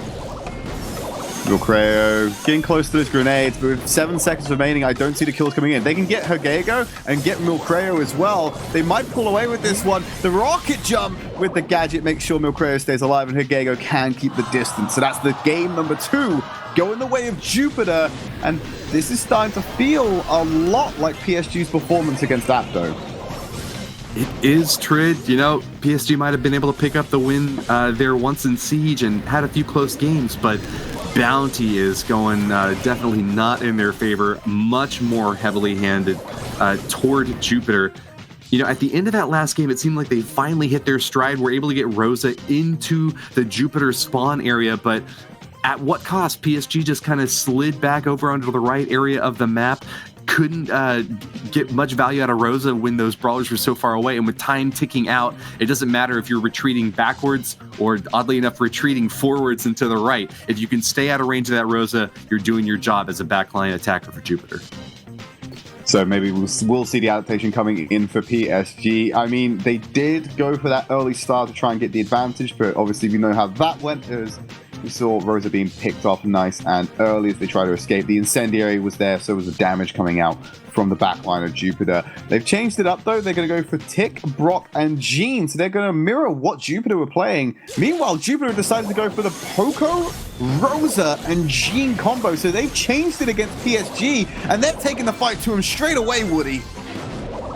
Poco and Rosa in particular are a killer combination. A ton of damage dished out in a very short amount of time, and also very beefy comp. That heal and that shield from those supers combined can really give them a lot of pushing power, and that's exactly what you're seeing here. If you're just tuning in, you might be confused and think that the red team happened to spawn on the bottom for some reason. Not so. They just pushed all the way from the top down and now have that star lead 6-5, but not for long. Hagego is looking really goes down. So they only have a 2-star advantage on the side of PSG. So now it's going to be quite hard for Jupiter to press forward because this terrain's starting to get destroyed. Tensai has to go in. He's going to end up popping that super to stay alive here. But he's not made a connection to anyone. Relies caught in the back corner. Drops the rocket ray. Dashes up with the gadget with 56 HP alive. And they're going to keep it up. Is left without any support, forced back once again. Jupiter in the first troubling spot in this bounty set so far. Looks like their team swap might not have gone in their favor, trying to catch PSG off guard, but not working out just yet. There we go, though. A nice shot from Hagego. Supers onto Tensai to keep him up. Jordan, this is going to be enough. They get to pull in. Milcreo's there. They weren't able to find Jordan, who's sitting on 5 stars. They take him out. They can swing it back in their favor. They've only got 25 seconds remaining. So they're going to have one consistent push to get away with this one. And they're going to need Milcreo's magic hand to seal the deal, but they know that, and they're keeping him at bay. 15 seconds remaining. Which team has the superior gene pool? We will soon see. Coup de Ace gets a clutch pull, and that's going to seal the deal. PSG far and ahead, the favorite now, and no way for Jupiter to catch up. Congratulations to PSG, able to get that first win on the board in this set. Yeah, so they started to come back into this one. Changes not working out for Jupiter. I understand they were probably going to assume that PSG weren't going to mix it up and they might be able to wrestle them and take this close range brawl, go Rosa to Rosa, except with the added bonus of Hagego's heals to push Tensai over the edge. Could have been the play that, of course, PSG went for the change up, and if that happens, well, you see what happens there. The range plays against them, and it's exactly what PSG had to play into for the previous 2 games. Yeah, they are used to having their backs up against the wall from that previous match, and I think that tenacity is really starting to kind of work out for them. Jupiter maybe making a bit of a risky play here, kind of uncharacteristically swapping out their brawlers from something that had worked twice in a row to grab a couple of wins, to maybe trying to catch PSG unawares and surprised. Maybe they were expecting to see that Rosa coming at them again, and the fact that PSG was able to switch it up as well, kind of, did a counter juke up against Jupiter. Still, Jupiter in the lead with this set. Score of 2-1 has got an opportunity to take this set just with one more win in the next game. They've gone back to their old composition, Woody. They got the Brock, the Tick, and the Gene. So it's going to be a mirror comp matchup for what could be the final game of this set. Big competition for that center star. An aggressive play from Coup d'Ace trying to take out Tensai, but he will be able to pull it back. That gives Hagego just enough room to get the star, but not to survive the retreat. A nice kill from Jordan will give PSG the advantage. 1-star advantage. That's all they need right now to take the pressure away and make sure that it's Jupiter that have to aggress onto them. They can play behind the cover, choose the fights they want. When the supers start to come online, that's when we could see the action become more explosive. They're now going to take brush control. Coup d'Ace has to retreat. He's got his super available to catch anyone who goes out of position in an attempt to deal damage. Both of these Brocks out here on the right side have opted for that incendiary rocket, providing a little bit of void zone coverage on the right to keep their opponents from pushing too far in. Great use for Tensai. That super wasn't there to deal damage. It was to tank blows so he could escape with his gadget after he was caught out of position. So using it quite defensively rather than trying to get offense. But there's Milcreo going aggressive. He uses the gadget to go in for another kill. It's a complete wipe for Jupiter. The tempo just switched up for Jupiter, and they will get an 8-star to 2 advantage. A disaster for PSG, and only a little bit of time left to make the comeback. A nice pull there is able to get Coup d'Ace all the way up on the top side of the map, and a murderous rampage now from Jupiter. A 3-2, and time is running short. They're going to pull back into their spawn, playing very conservatively as we've seen from them in the past, but with such a massive star advantage. PSG definitely needs to get a kill on Milcreo to even have a shot at victory. I don't think they can come back into this one, Woody. The max swing they can get here is a swing of 12, so they can only tie it out with the bounty. The respawns will give them invulnerability shields. Jupiter are going to walk away with this set, and they push PSG to a 0-2 scoreline from the off. Congratulations to Jupiter. Faltered just a bit there in that third game, but came back swinging. They now have that 2-0 set score and are looking to do the same thing that APDO did in the previous match, shutting out PSG with a 3-0 hat trick. It might be coming up shortly, but we've got a different game mode coming up soon. We're going to be swapping things out and giving these brawlers a chance to breathe and change their selections. We'll get that map set up for you very quickly so we can have a reminder of where we are going to. But already, PSG 0-2. Can they do what they couldn't do in their first matchup and start the path towards the reverse sweep? They showed signs of life in game 2, but weren't able to finish it off. I think it was just Jupiter being caught off guard by a switch and taking a poor compositional matchup that led to PSG's victory. Small marginal kill difference as well, 20-13 on the kills for the side of Jupiter. But they only have to win one more set to put them in a great position to try and take down APDO and walk away as victors of the Asia final. I agree with you that it might have been a bit of a comp mismatch there in that game number 3 for Jupiter, and it shows a little bit of weakness in their armor. They're not the invincible god that they may seem to portray themselves as. Paris Saint-Germain is certainly a very strong team and has got a shot here, but to pull off a 3-0 set sweep up against such great odds would be a huge accomplishment for PSG. Anyone who's making odds on this match would definitely say Jupiter is far ahead at this point, Tridd. Yeah, absolutely. If we jump into set number 3, we're going over to Double Swoosh. It is a gem grab matchup. Let's see what comps they're rolling out with. The Ems, Tara, and Jean for PSG, and Jupiter are running a mirror composition. Oh no, they brought up the Mr. P instead of the Tara, actually. They've forgotten the extra vision from the gadget to try and get Mr. P's damage and porters to find out. So you can still get that information just through different means because the porters will seek out the brawlers in these brushes. Interesting. Yeah, it's a good point. Expect to see Milcreo deploying that Robo Porter over on the left side of the map. If that's the case, that'll enable those Robo Porters to kind of seek through those bushes first to find anyone who might be hiding out over there. Very slow game so far. Jupiter picking up those 3 gems. There's one more in the middle. Jordan's going to go for it. Gets a couple bits of damage, but not going to be found out. Tensai going aggressive with the super. Will find Rely. It gives him the man advantage. Hagego gets pulled in, uses his gadget superbly to stay alive. Then a great pull onto Jordan as well. They're trying to turn it around. Tensai has the damage. Great gem collection on the side of Jupiter, and that gives them a huge advantage. Not able to make use of that Tara gadget to get the advantage they were looking for there. PSG are going to be falling further and further behind the longer this match goes. Jupiter really happy to play the long game here, especially because there's an unlimited number of Robo Porters going to be continuously streaming out on that left side from Milcreo. And remember, his gadget now can empower those Robo Porters and make sure they're going hard. Tensai creating enough of a diversion for Hagego to get in with the gems. Milcreo, if he goes down, even with 1 gem, that could be enough. But Rely's pulled in. This offensive that PSG need to take has been dismantled before it can even begin. And Tensai is keeping Jordan on the ropes. Great use of the gadget into the damage to seal the deal. Game number 1 going the way of Jupiter. Well done to Jupiter, and finally we're getting a chance to see Mr. P get some action in the arena and pick up some wins.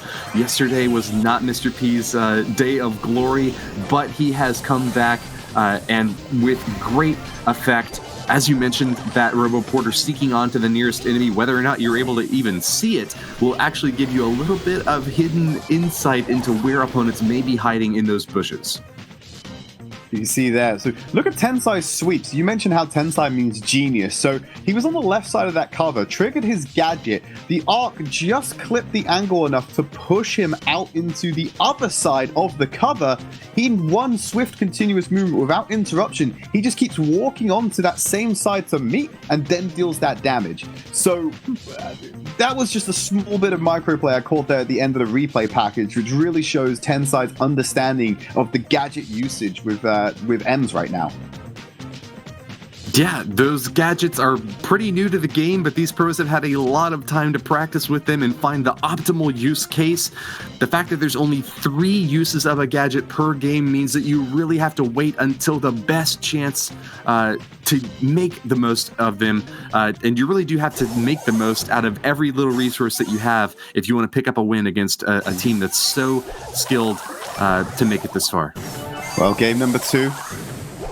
Same compositions coming out here, no changes, and it's an early advantage for Hegego and Jupiter as they pick up 2 gems. Jordan's now going to get his first. Damage being trading, I believe Hegego is going to be further ahead with his supercharge than what Jordan is. Maybe he's caught up now, 142, needs to be careful. Takes one more hit, he can end up going down and losing those gems in the backline. I gotta say, Mr. P for Milcreo is not only using those river porters to get a little bit of insight, but has also selected the handle with care star power. That ensures that his attack will bounce regardless of whether it hits an enemy or not. That means that you can throw it behind an obstacle. You can check for a little bit more additional range and insight into enemy bushes just by tossing it, even if you don't know there's an opponent there or not. I love what he's doing here by putting the robo portals on this side of the map. He's cutting off the biggest area of rush that PSG could occupy, and it's making it so hard to get forward and assault. And that distraction means that Hegego can just walk forward and grab gems. Tensai's in the middle of the action, maybe bites off more than he can chew, but it's all in the name of getting Hegego more gems. And he's on 7 right now to Jordan's 3. Yeah, this match seems to have been decided in the Brawler select screen. This Mr. P is just getting so much value for Jupiter, and PSG is unable to use basically the entirety of that brush. At this point, Jupiter's already got the 10 gems that they need and are once again looking to get a shutout victory. But credit to Tensai, and hats off to him once again, able to get so many kills with this M super, sneaking around to the optimal position, dropping that gas, and then finishing off enemies, sometimes even almost in a 2v1 situation. Wasn't enough. Jupiter take away game number 2. They are 1 game away from taking this match and going 1-0 in the group stage to face down against APDO in match number 3. But yeah, this Mr. P pick is working out fantastically for them. Cuts off the left-hand side. Tensai brings the aggression on the right to pinch PSG back into their own spawn area, allowing Hegego free reign to pick up the gems, do as he pleases, and if anyone steps out of position, he can always use his own super to capitalize and have Tensai and Milcreo collapse to make sure that that person goes down. You know, oftentimes Ems is kind of played as a mid-range, even sort of long-range brawler, preferring to stay behind heavier tanks who are out in front to protect her and give her the range that she needs to dish out maximum damage. But in this comp with Jean and Mr. P as her partners, she was actually the one going out in front, diving in and dealing the most upfront damage, not worried about grabbing gems here or there or surviving every single encounter, but dishing out as much damage as possible and denying PSG the opportunity to build up a force into the center of the arena.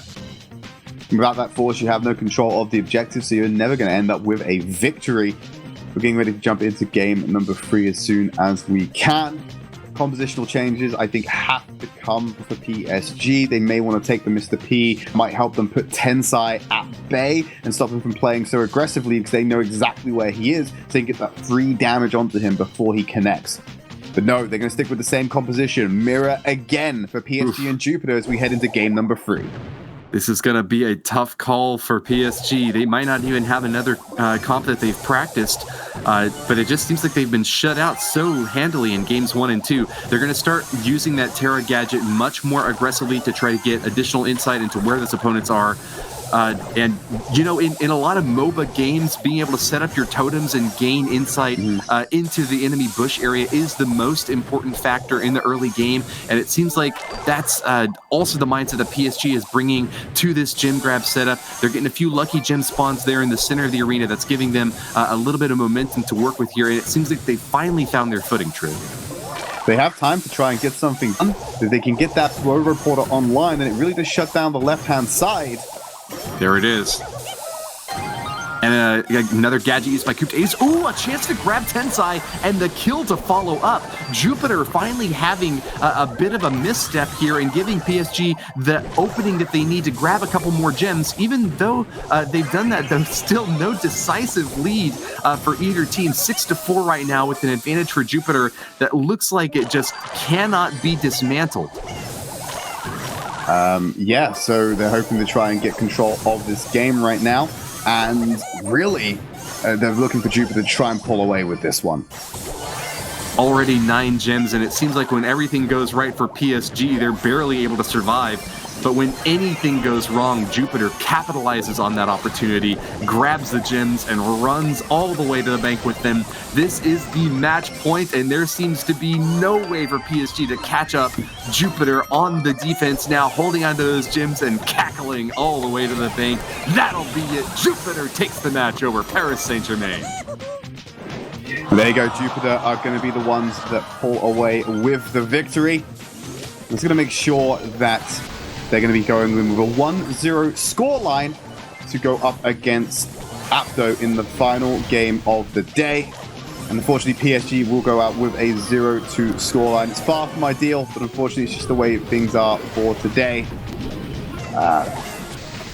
Hey, it's ideal if you ask me, Tridd. Just like yesterday in our first region, the European region, we had our decisive match as match number 3, the final match for the region. And once again, we will have a decisive match number 3. Wins for APDO and Jupiter will bring them together in match in this match that's coming up very shortly. But first, let's take a look at the stats here. As you can see, a huge swing in Jupiter's favor. Scoring damage in above 1 million points and a really impressive over 1.5 to 1 kill to death ratio. Yeah, it's been fantastic for them, and it's been a great display from that particular team to be able to pull it out in not the best of conditions. But thankfully, they were able to make sure they're in a good position. We're going to throw it over to Falcone, who's going to recap the day so far. It is pretty sad to see PSG eliminated like this. It does have to be said after such an amazing performance back in the match monthly finals last month. However, I do agree with Woody. I like that we have one match coming up today, and it's going to be a good one as APDO and Jupiter are both tied at 3-0 scores set-wise. It is APDO versus Jupiter to decide which is the top team in this group. Money on the line, points on the line, everything to play for in this final game that is just about to start between these two fantastic teams that have been doing so well today. APDO, we got Moding, Wuchek, and Lil Giant versus Ponkotsu, Hagego, Milk Rio, and Tensai all playing for Jupiter. And again, all of these guys have been performing so well today.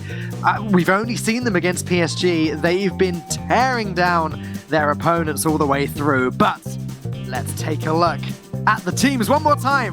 It's APDO. As usual, a few little facts. Lil Giant claimed that his role in the group is carrying the whole team, but also that he's the supporter. So I guess what he's saying is that the team needs a lot of healing. Moding's role, however, is cheering up the team, which I guess so far he hasn't really had to do, but maybe that can come in handy after this match against Jupiter, who we saw take down 3 bears last month. Now, I already told you that Milk Rio's role on the team was life of the party. Hagego is the team mascot. He likes to watch Korean Idol over and over again, apparently. It must be a huge, huge fan of the show. And as Woody pointed out, Tensai actually means genius, so let's see if Tensai can put that genius to good use in this final match of the day.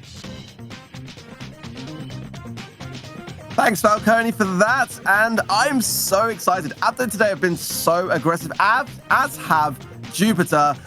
This is going to be a really, really close one, Woody. How are you feeling? I know it's quite late for you there at the moment. Well, quite early for me, actually. It's going to be about 5:30 in the morning. Looking forward to an energizing game to get me woken up. And we'll take a look at the bans now. It's going to be Octo banning Ems and Jupiter banning Max. So not going to get to see Max at all today. However, Ems an interesting ban. That leaves room for Jackie to make it into the arena for the first time. Really, really good point. We've not really seen Jackie at all this weekend, and now the ban of Max, I really like. Actually, Max has been very dominant, as has Ems with that new gadget. So Backyard Bowl definitely going to be looking very, very different now with those two brawlers taken out of the mix, and I can absolutely see Jackie getting some good value by hiding behind some of those walls there for sure.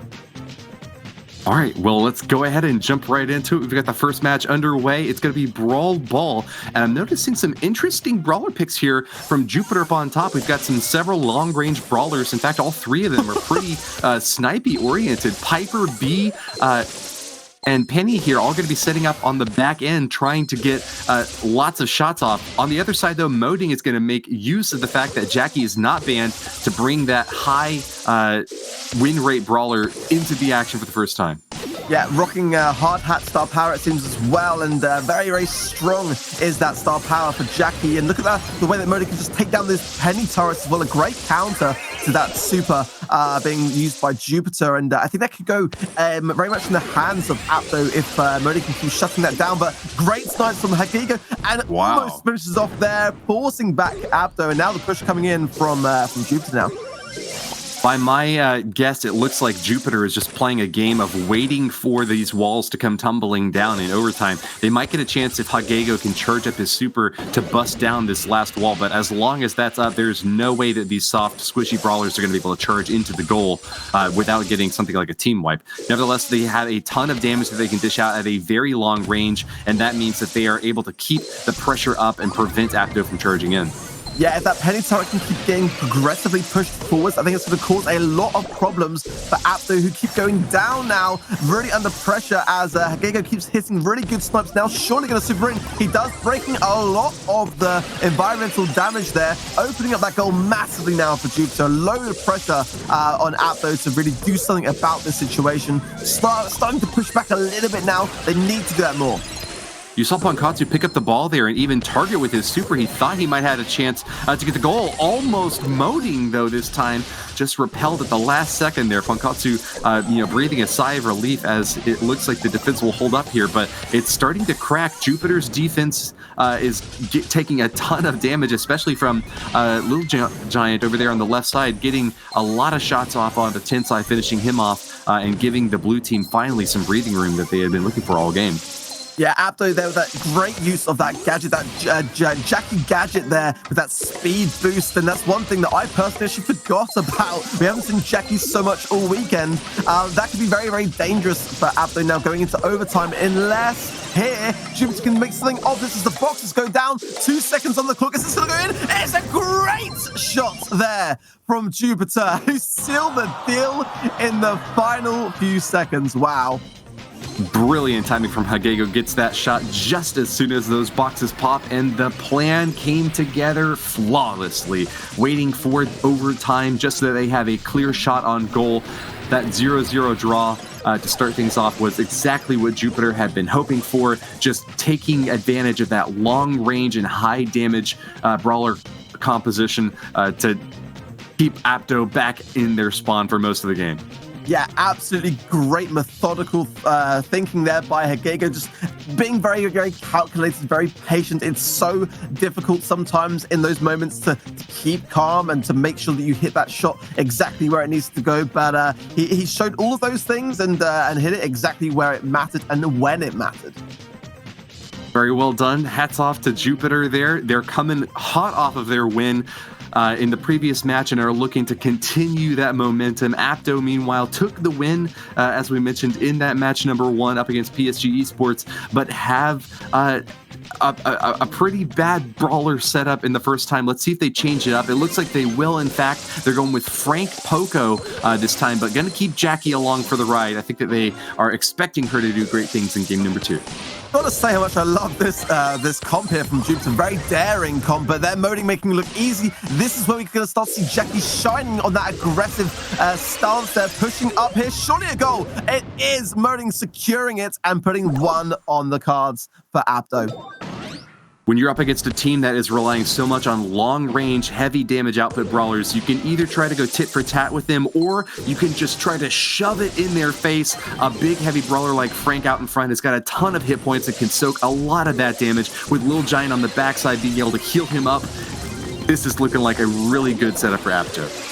Yeah, and unfortunately it's all taken down there. That's going to put a lot of pressure on them, as this push coming from Jupiter is very good, with the jump there from Hagego as well, opening up that goal. That's the thing that Jupiter have on their side now, is once they get APDO stuck in that spawn trap, being able to break some of those boxes and to open up that goal is going to give them a ton more options. And now this is looking like a bit of a tight spot for APDO, and it'd be interesting to see what they can get out of this. Maybe with perhaps a Jackie gadget for the speed boost or something, but they've got to do it now because they're getting very much caught up here. One little box still left for APDO, but not enough to keep that Poco safe. Shots coming in from all around, and Jupiter are cleared for landing. The final chance to make a shot. Hagego takes it, he scores! What a pass! Amazing, amazing observation there from Jupiter to get that pass in, and they did so really nicely done. Great plays from Jupiter. Another chance, though. Here's APDO playing really aggressively, shoves it straight in, busts a few boxes down, and that is a team-wide arc. All three APDO players still alive, and that is going to be an easy, uncontested goal. They'll take game number 2 to tie things up with Jupiter. It's the thing with Jackie, once she gets into that position, it's pretty much game over unless you can just do an outstanding defense. Jackie is one of those brawlers where you don't want to leave her untouched. Her gadget can get right up in your face very, very quickly, and before you know it, you've got a pretty big problem. Just really, really confident play, still continuing that same aggression that we've seen earlier today. APDO looking very, very strong for me at the moment. Certainly agree with you on that. We'll see if the brawler mix-ups are changed at all. I know Jupiter must have felt pretty confident with that win in the first game. They kept their lineup entirely the same, but up against an APDO team that is willing to adapt on the fly so rapidly, this is why we have best of 5 sets. We give these teams a chance to modify and change their strategy in light of what they've just gone up against, and I think that APDO is certainly apt to take advantage of that opportunity.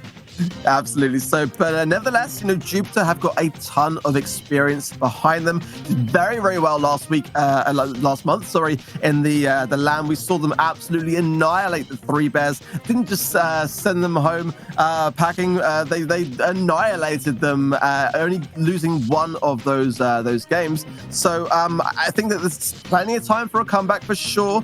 They've got a lot of experience, having been at the World Finals last year, playing Nova in that final, so very much not one to run away from a bit of pressure, I feel. Yeah, Jupiter has picked up a regional finals win already, and with this being the regional finals for the month of April, they've got the experience, but can they once again pull off a victory against another really super skilled team? I gotta say, if you were to stick up APDO this month against Three Bears last month, I would think that APDO would be the favorite team in that matchup. Can Jupiter make lightning strike twice in the same chance here? Very little done in terms of comps, at least on APDO's side of things, but Hagego dropping the Piper pick and going for the Colt.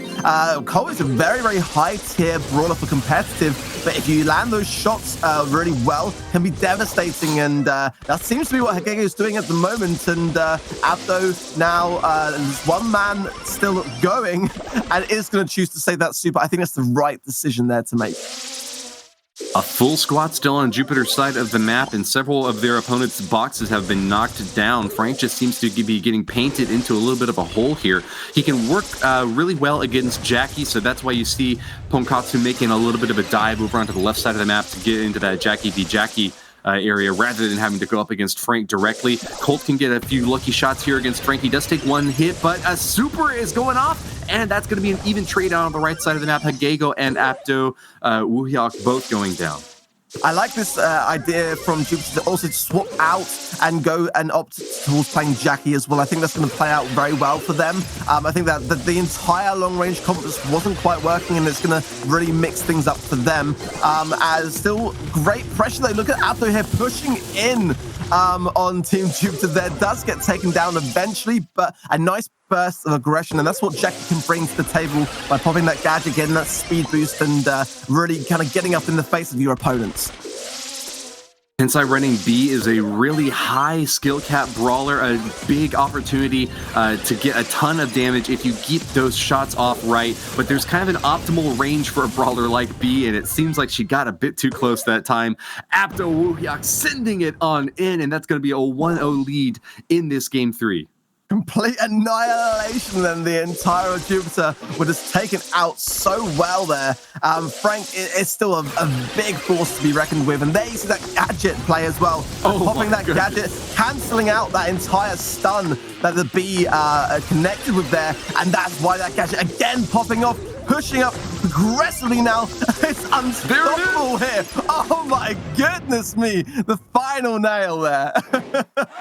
You saw Modin go down at the end there, but got every single brawler on the enemy team within one hit of being finished off. A brilliant job there from Lil Giant to get that final shot in and give APDO the 2-1 lead in this set now. For me, the Frank plays there were just unbelievable, just constantly putting that pressure on and cancelling out any stuns that were to come his way with his gadget, and wrecking it, absolutely wrecking it there. APDO now 2-1 up. An admirable effort there from Jupiter. A ton of damage being dished out by both Colt and B toward the last leg of that match, but just not enough to repel the huge heavy rock that is Frank, a beast of a brawler who can take a ton of damage, especially with that sponge star power, able to have over 10,000 hit points. That's a lot of damage to have to work through for Jupiter's end. Yeah, even with a brawler like Colt with so much damage output, it can take a lot of your time to actually finish and finalize the kill. And, you know, it might be worth just kind of considering a more counterable option, something more tanky in response. And they are going to go for that option. INTZ they're going with the Primo pick, and actually APDO dropping Frank regardless to how successful they were with playing him. And that's what I like to see with teams, you know, keeping things progressive and different here. Jupiter pushing up dangerously, so a great save there by Moding, and pushing back Jupiter there. Nicely done, comfortable.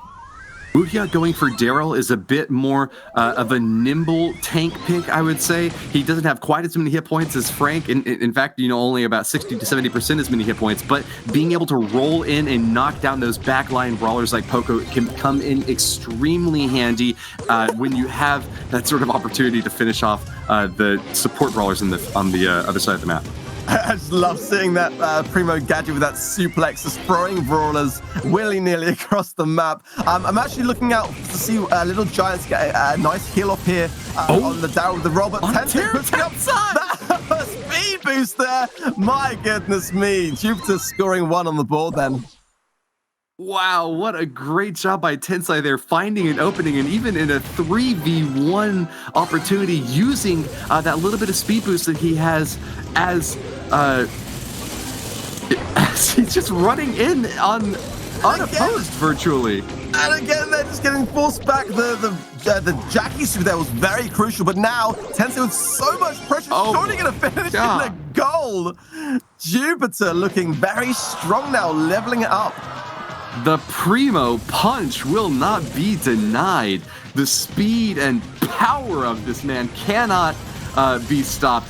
Well done to Jupiter. They're tying this series up, and hey, if you guys were expecting a really close match, you have got exactly what you were hoping for. APDO and Jupiter now taking this first set to a 2-2 draw. I just can't wait to see which brawlers they are going to choose for this final game arc. Yeah, I mean, INTZ there for me, absolutely man of the match. I mean, like that, the plays he was doing there as El Primo were fantastic. I think for me, he will probably stay with that brawler because of how successful it was. But having said that, we are seeing a lot of unpredictability coming into these games right now, and I wouldn't be surprised if they continue down that same road of just kind of like, they want APDO to think, oh, they're going to keep playing that brawler because it was doing well, and keep them guessing in that respect. All right, well, game number 5 is underway. I'm taking a look at the brawlers now, and I see a Shelly from APDO. Interesting tank buster option here that the blue team has preferred. Tensai taking quite a few shots early on, but he still is coming back, punching heavy. It's going to be a cross from Little Giant to keep that ball safe and away from the El Primo. And wow, Wuhyuk might have a chance to pass it up for an easy score by Jackie. Possibly. And Wow, there it goes. Oh, wow. That was such an incredible gene pool, which was entirely responsible for that going in, and did not see that one coming, Woody. Not going to lie there. Very well done. I'll tell you, I saw it coming from a mile away. That's why I reported it, Ark. But hey, that was really a brilliant maneuvering by APDO, and once again, able to knock it in with relatively little resistance. That was the quickest Brawl Ball game I think we've seen in the entirety of this month's competition. Really making great use of those gene pulls, as you noted, Ark. Absolute madness. I mean, blink and you missed it. But APDO clearly showing very little sign of being intimidated by the scoreboard. They will go on to take now that first set. And I've got to say, I really like that Shelly pick by Little Giant. I think that was a really, really wise decision. Just kind of like on the hope that Jupiter wouldn't swap out that El Primo pick, and they didn't. Shelly being a great counter to El Primo made the game just as quick as that, over and out. Yeah, lightning fast. It's crazy how Brawl Ball can be one of the most tense, longest drawn out, deep into overtime game modes, but it can also be just one of the quickest, easy 2 goals and you're finished right off the bat. Absolutely, absolutely. Just a quick reminder as well as we go into the next game mode, there's the bans are Max and Ems, those 2 brawlers giving pro players a significant amount of a nuisance and are eradicated from the games to follow. But as we see now going into Hot Potato then, Heist, Max being a really, really good brawler for this map in particular. So it'll be interesting now with him out of the mix, what these 2 teams decide to go in terms of their strategy. As we all know, Heist is all about busting down that safe and getting the damage in hard and heavy, fast as you can. So this is all about high brawler or high damage output brawlers. Long range brawlers can work particularly well here as well as brawlers that can dash in. Guys like El Primo and Bull can get to the safe in a very short amount of time. We've seen, in fact, quite a few Nita picks as well. That Hyper Bear star power can dish out a ton of damage to an unprotected safe.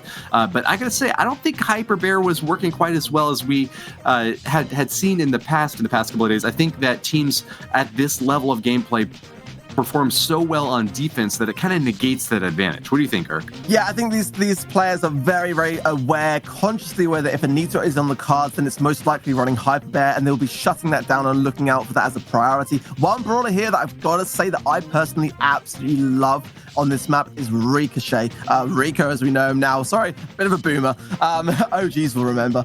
If you place yourself on that right-hand side there and bounce your shots into that center part of the map, you can absolutely shut down so much pressure. Be keen to see whether any of these players do choose to play Ricochet here. All right, well, the brawler picks are out. I'm going to see one robot, but it's going to be a Barley, not a Rico. I'm surprised, honestly. It's a great way to shut down the mid, but Colt making a surprise appearance now in the meta. What is going on here, Woody? That's a good question. You know, no really aggressive shots yet from either team, not making their way onto the stage, just trying to jockey for position and charge up their their supers, rather. Nice long-range brawler picks, though, as we've seen both Jupiter and APDO running Brock and Colt, and that's a chance for a few shots there by Hagego. Moding making a charge in here, Pankatsu having to turn on the retreat, but I think that I just saw a wasted Barley super there. That might be bad news for Jupiter. They are going to be on the defense now. Yeah, it looks like you're right there, Woody. It was a wasted super there as well, and now a lot of pressure being placed on that safe by APDO. Great Colt shots. Got to be said that the accuracy that I'm seeing from Lil Giant is really commendable here. 37% left on Jupiter's safe. A really aggressive, strong start then from APDO. Yeah, it looked like Moding wasn't even trying to get onto the safe, but rather to just keep all of these brawlers occupied while Woohyuk and Lil Giant were getting a lot of those long-range shots straight onto the safe, taking it down to 36%. Moding now getting right up close and personal in Barley's face, but not able to finish him off. That's going to be still a big advantage for APDO as they just need one more big push to finish off Jupiter. These shots from Lil Giant, honestly, just lasering moments here against Jupiter, and again, just continuously pushing up. Colt's a really, really high-risk brawler to pick, but both these two teams going for it, and I think for me, Lil Giant's winning those interactions, but now Jupiter got a chance here to play some damage, and Hagego is putting a lot of damage down there. Interesting that you said Laser. I actually heard that Laser was the original code name for Brawl Stars, so that's just in line with what you'd expect from one of the original brawlers like Colt, dishing out a ton of damage and opening up for Woohyuk to deliver the finishing blow. Advantage for APDO in this set as they take the first win. I'm just really surprised. This comp, these brawler comps are kind of like a bit anti-meta as far as I'm concerned, going with such a long-ranged approach, but it definitely seems to be working. It's very different to see Hot Potato used in this way. A lot of interesting new gadgets, obviously, to mention as well, coming into the mix, which is great to see so much variation coming back into competitive. We saw a lot of mirror comps last month and very repetitive brawlers being played. Now we're seeing a completely different, more shaken up way of going about things, which is just fantastic for the game, I think.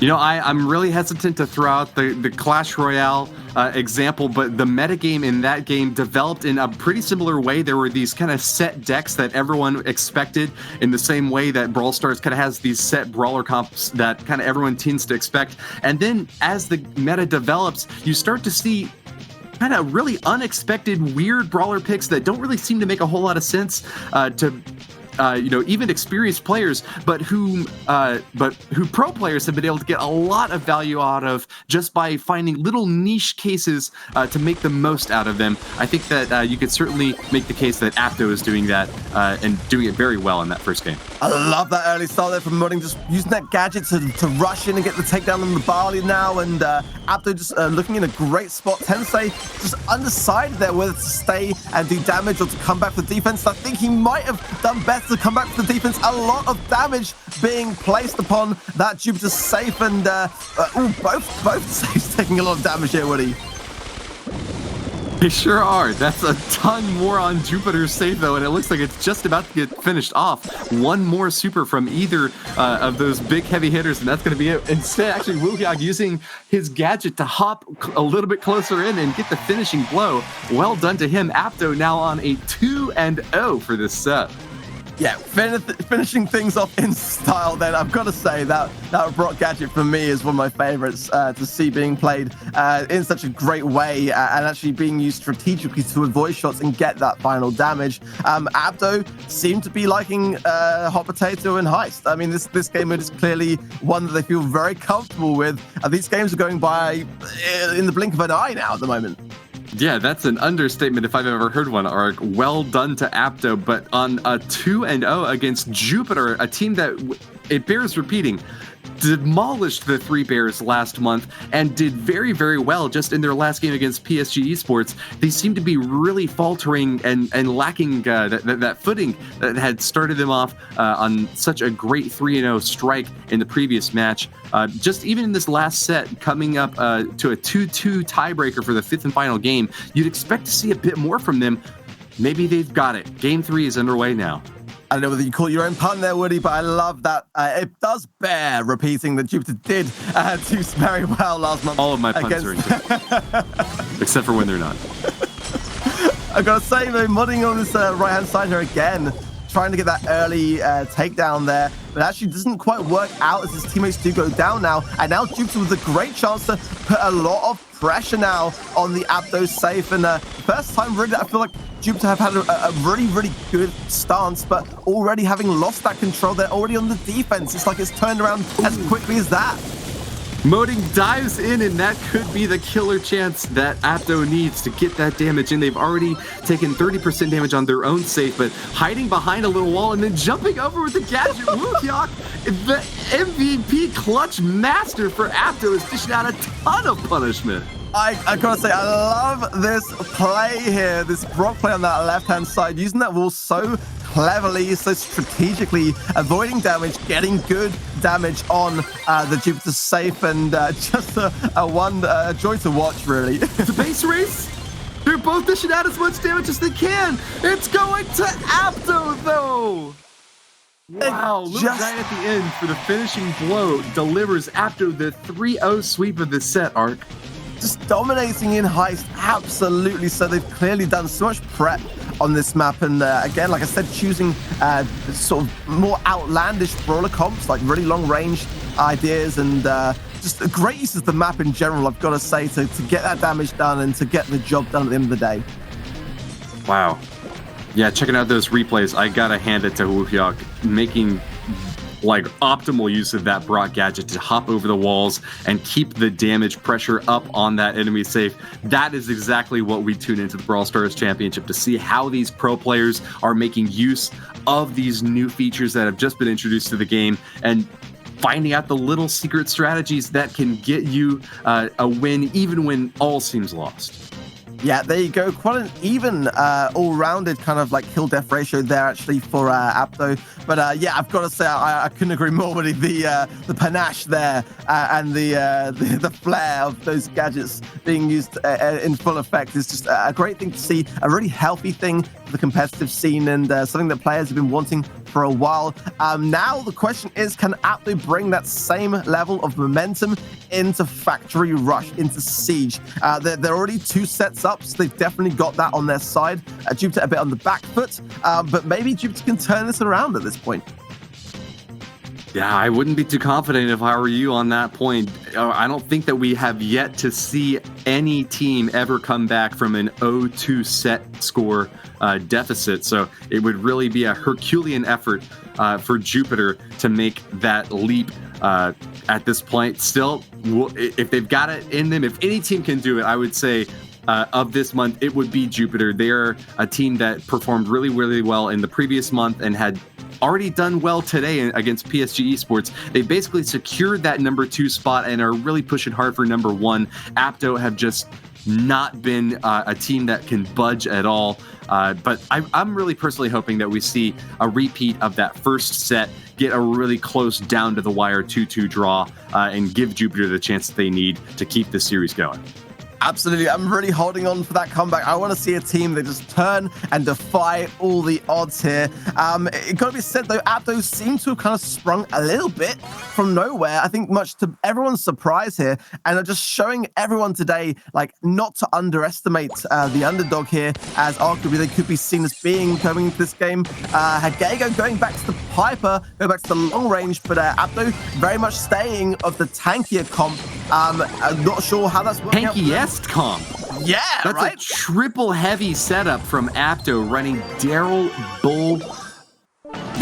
And I mean, that's going to be the most hit points that I think that you can assemble in a team. Frank to top it off as the cherry on the top of this big heavy Sunday. All they really need is to just play solid defense and get one really good shot in there with a single bot, and that could be the game for them. I mean, look at this defense here from APDO. What an incredible display there. Just really well in terms of staggering their deaths, and Moding went very much deep into the map, forcing back a lot of the team of Jupiter. And I've got to say, I really like this strat. I kind of feel like on this left-hand side, they're going to rush in on the siege spot and say no to the bolts. I'm just going to get damaged myself. Wow, yeah, earned 14% there. They haven't gotten a single bot and are not contesting the bolts in the center much, but hey, if you can get the damage in, go for it. It seems like APDO is just going to have to continue playing defense, though, as a siege bot is now going to be charging straight towards that safe. The obstacles have been shut down thanks to Hagego's superpower, but wow, yeah, the bot's not going to make it into the safe at all, and it's going to be an advantage still, even if it's just a slim one for APDO. I can't believe this is just such an outlandish strategy, very high-risk strategy, but it does seem to be working here as APDO continue to put pressure on. Jupiter chasing in pursuit, just getting damage without even reliance upon it. But wait, hold on. They are going for the bot now. This time they've been able to get their bolt score up to 7, and that should be enough to get the third and final bot. What a interesting strategy to have to switch things up midstream, it seemed like they were going straight for the Ike, but instead, by forcing those brawlers out of the center, they've given just enough room to get the third and final bot. That was really brilliantly done. It could well be the master of all distractions. Even I didn't notice that they were still banking a lot of bolts now, and the damage going in. I just am so blown away by the strategy that we've just witnessed. It's a strategy that wasn't even consistent within the game. It's like the first two siege bots they didn't even really seem to care about, just trying to push those brawlers out to the edges of the map, and then the third and final one, the bolts were all they seemed to care about, just getting Frank right into the core, and obviously with over 2,000 hit points, he's not going down anytime soon, especially when he's faced up against a Piper who doesn't really seem to have much of a chance at contesting for bolts. APDO just had that entire book written while Jupiter was still reading the first page. Very much so. I mean, it's just really crazy to me. I mean, like, and whether this is something which has been pre-planned or whether this was something very spontaneous, looking at the brawler comps and comparing it to their own, was it like a VC voice chat kind of conversation of, right, well, let's just ignore this for the first two rounds and then we'll actually start kind of collecting bolts. But I love this kind of like randomness, definitely playing out really well so far for APDO. I love it when a plan comes together, and you can tell that that sort of comp that is built around that sort of strategy is definitely something that they've been planning for weeks, if not months, in advance of this competition. You know, you can make that sort of in-the-moment strategic, or rather tactical call if you have to, but I think that sort of long-term strategy is something that you build up in the practice sessions leading up to the game. Yeah, they made it look so easy. Trust me, that is a really, really risky thing to do. Going in here, though, a bit of change up. Look at this. Jupiter coming out, going, do you know what? We can play tank too. You want to do that? We'll do tank as well then. Fine. You want to go all tank? We'll send it right back at you. But hey, I think that APDO have already shown great proficiency in this strategy and are now willing to kind of mix it up on the fly and go for those bolts after all. So I gotta say, APDO is still the favorite team in my book for game number 2. Yeah, I mean, if you noticed then as well, Ruhyuk did a great pop of the gadget, stopping that stun there. Very, very well played. The vigilance and awareness of APDO, for me, is definitely very consistent that we're seeing today, and leading to a lot of those victories and continuing this pressure of mid-control as well. I think that they're looking very, very comfortable today and have done throughout the course of this competition this weekend. This siege bot number 2 is clearly going to be going to APDO once again. I actually saw Little Giant targeting his super at one point, considering busting down those walls. The fact that he held off on that shows that this team is really disciplined and is not going to make those risky plays to charge in and try to get a little advantage here and there. They are in it to win it for the long haul and have given their second siege bot as much of a chance as it needs to get in there and take a few shots. Yeah, rightly so there. Little Giant as well actually had decided to not use it, and I think these are little signs that we're seeing that are really worth picking up on, because it does say a lot about how the team think. They're not just kind of like spontaneously making decisions. They're more calculated, more methodical, and this is what leads in to that Primo suplex launches Little Giant into the air, bringing some comical value in, but a lot of bolts being banked. Will be set for Jupiter now. Wow. Push coming in next. Should be one of theirs. Yeah, it looks like Moding decided that he wasn't going to be able to get the bot this time, so he just wanted to get a little bit more damage, provide some more cushioning for his team. And it looks like Little Giant's going to do the same thing, charging straight into the Ike. Doesn't get a whole lot of damage off, though, and it's all about defense at this point for APDO. Can they keep this bot from taking their Ike below half hit points? It's going to be a real tough cookie. Yeah, I'm not sure about that play from Little Giant. I kind of feel like he could have taken down Hagego, but now look at this damage just going in so hard now for Jupiter. They are going to take this round, and I kind of feel like there, APDO maybe could have gone for a few kills. That was a pretty hard push, which I think they underestimated just a little bit. Yeah, well played to Jupiter. Kept it cool even when they had taken two big bots right onto their Ike. APDO seemed a bit too willing to mix it up and try to go in for that Ike damage directly rather than contesting those bolts. And that, in the end of the day, is what cost them that game number 2. I thought that they had the advantage, but it seemed that Jupiter, with their consistent strategy and their focus on bolts throughout the entirety of that game, was able to take out the win in the end anyways. Yeah, I think just maybe just getting a little bit overconfident, perhaps. But I mean, who can blame them? Really, they're looking in such a strong position. I mean, why not just take a few risks at this point in time when you've got a bit of leniency on that side of things? But in general, I think that their kind of like approach is working out very, very well for them. More often than not, it is turning into a lot of an advantage point for them. And Jupiter kind of need to respond, but they have been doing that with their brawler picks. It's good to see them kind of now starting to adapt to the situation. About time, in my opinion. Yeah, and I think that APDO has done even better of a job at adapting. That's why they have that 2-0 set score lead right now. So we'll see if they make some changes in their lineup. And indeed they do. They're bringing back Shelly, a brawler who worked really well for them in Brawl Ball. And Jean coming back in as Wulak one more time. We saw some epic pulls in the previous games, and then I'm expecting to see that once again, pulling off a 2-1 brawler kill over there on that left side. Wukhyok is going to continue applying pressure here, and it looks like we might have a tie in this first siege. No, actually, it's going to be going to Jupiter with a 3-bolt. Honestly, that El Primo suplex did not pan out very well at all for Jupiter, launching Little Giant straight into the path of Picolazzi. But now this bot coming in. Actually, Hagega's going to go in early to tank some of that damage from the bot, getting a pretty solid 30% there.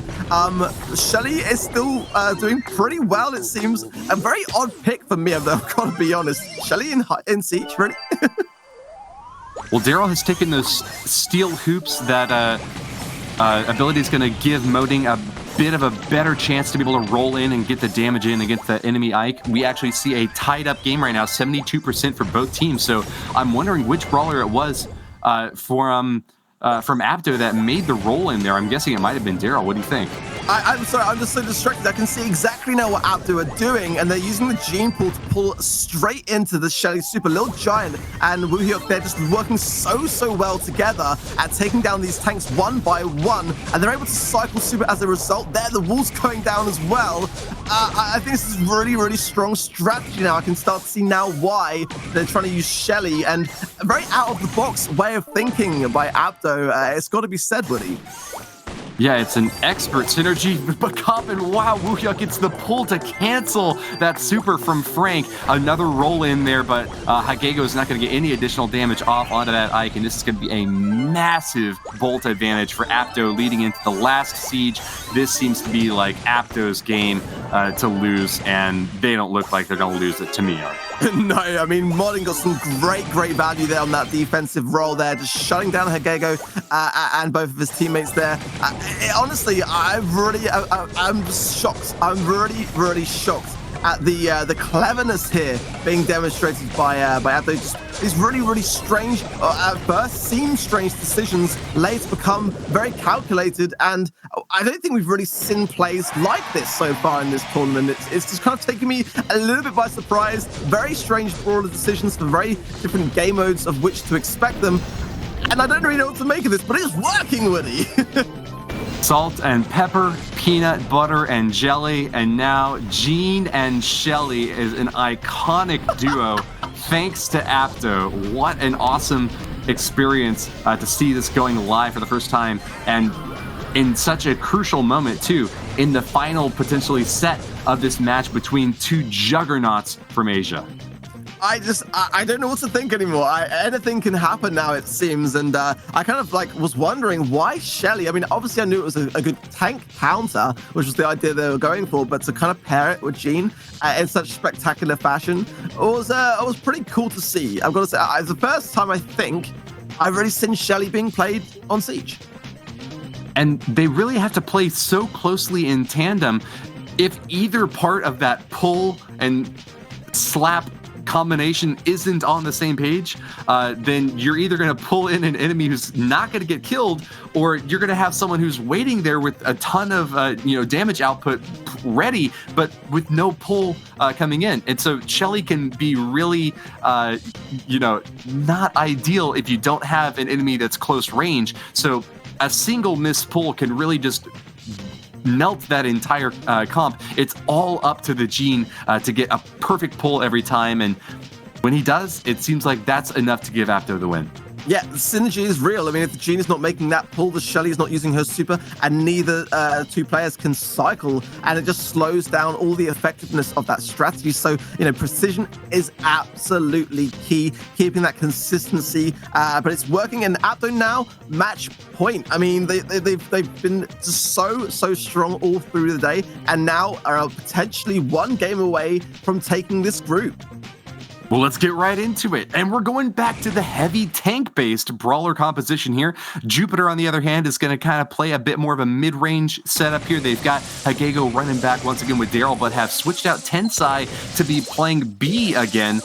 This composition worked pretty well for them in Brawl Ball, got them a win or two, but how well is it going to work in Siege? Seems to be starting off to a pretty good advantage over APDO. Even though APDO got the first Siege bot, I think that Jupiter now has control of the middle of this map. Yeah, Tensei putting a lot of pressure there, getting some very consistent shots on Frank, and I think that's a wise one to focus on there, because if Frank gets too close during this defense, it's going to be really difficult here for Jupiter to do much about it. And there we go, a pretty solid defense in the greatest of respects there, and 3 bolts in the bank for Jupiter in the following rounds to come. Yeah, 0 damage on the safe. That's about as solid as a defense as you can really expect from any team ever. Jupiter with a big advantage is virtually guaranteed to get this second Siege bot to give them a lot of momentum going into the final one. It seems like this game number 4 is going in favor of the red team on top. Yeah, full mid control now as well, and I got to point out though as well, the B gadget for me is by far one of the weaker gadgets in the game currently, in my opinion, but does seem to be being played to good effect there. And look at APDO here, just holding up that top left-hand side there, keeping that pressure on. That's forced back one of Jupiter's teammates there to have to deal with that situation. Quite smart, I think. Yeah, a big droplet of sticky honey on the ground doesn't seem to be very effective, but it seems like APDO will be able to hold on to their Ike. After all, Jupiter taking a big chunk of damage off there and basically forcing APDO to have to get this third and final Siege bot if they want to have a chance to win. But Tensai not going to let Frank get away with it that easy. It looks like Jupiter are far and away the favorites to shut this thing out, Ark. Yeah, it does seem that way with 9 now, 10 bolts banked. This is going to be a big bot for Jupiter, and I cannot see how they will not finish it here. But nevertheless, APDO are going to be going for it. They're going in still aggressively so, trying their best to get some kind of damage here. I think Lil Giant on the left-hand side will roll in. He does so, but gets shut down so incredibly quickly. This one's all over, Winnie. And you got to hand it to APDO. They've actually done a really good job of stalling off this bot. In another world where this game was a bit closer, that sort of defense could mean the difference between victory and defeat. Just in this case, they only got 3% peeled off of that Jupiter Ike, and it's not going to be enough to claim victory this time. We are, in fact, going to be going, just as I hoped, to that 2-2 tiebreaker in this third set. A chance for Jupiter to reclaim their former glory. Yeah, hope is not dead just yet. There is still a chance, admittedly a small and very insignificant chance potentially, but nevertheless, if there's still that glow there potentially for Jupiter, and if they can just kind of recollect themselves and get into some momentum, some rhythm, they could do it. And I personally would love to see it. So you're saying there's a chance? I like it. Good luck to Jupiter. They've had all their hopes riding on this moment, and I'm really looking forward to this final game of set number 3 between APDO and Jupiter. I'm wondering, do you think we're going to see any brawler changes? Are we going to see the heavy tank comp from APDO again? At the moment, anything can happen. This is what I'm enjoying so much about watching these two teams go head to head. Ham this time. Yeah, I mean, there you go, right? I mean, you just can't predict what these two teams are going to do next, and I really like that about it. Ham, very, very strong on this map. Be interesting to see what star power we're running here. Looks like it could be Mama Squeeze here, so expect some additional damage to come from that turret if Jupiter do get within its radius. But yeah, a very good brawler here to pick, in my opinion. Interesting to see Mama's Squeeze. Yeah, I think that we more often see Mama's Hug. That AoE heal can work up to be quite a bit over time. It's not, very much from each individual hit, but you really have to get the positioning perfectly on that healing turret in order to get a good use of Mama's Squeeze. So let's see where Little Giant chooses to place it as soon as he gets it charged up. Yeah, great tanking there from Modding as well. I think he might be running as well the healing ability for Gene as well, which might be a reason as to why Mama Squeeze was the preferred star power. Then, yeah, that could be a smart move on their part. There we go. Well, magic puffs. Yeah, magic puffs in play there. So a nice sort of distribution then of star power. Great pull there from Modding. Does get a takedown, but Tensei holding strong in mid for Jupiter. Got to be said. Yeah, the pull from downtown. Modding is working hard here, but just doesn't seem to have the support he needs to keep APDO ahead. Jupiter gets the second siege bot as well, and seems to be primed to get that third one, up 2 in that race that will start as soon as this bot takes its course. But this could be a really, really good push here coming in from Jupiter. The pull is really good as well. Breaking some of that cover here. A lot of pressure now on APDO to be able to do something, but they are doing something about it. My goodness me. Only 3% is a pretty good outcome, Woody. The triangulation by Tensai and Ponkatsu, able to take out virtually any brawler regardless of whatever coverage they might be hiding behind, has just given Jupiter all of the advantage that they need to walk away with this third and final seed. That's going to be all of the bots going on the side of the red team up top. This final chance to put a win in their category seems to have paid off. Jupiter will be moving on to set number 4. By all expectations, this last siege bot should get a few more punches in on that safe and secure them the victory.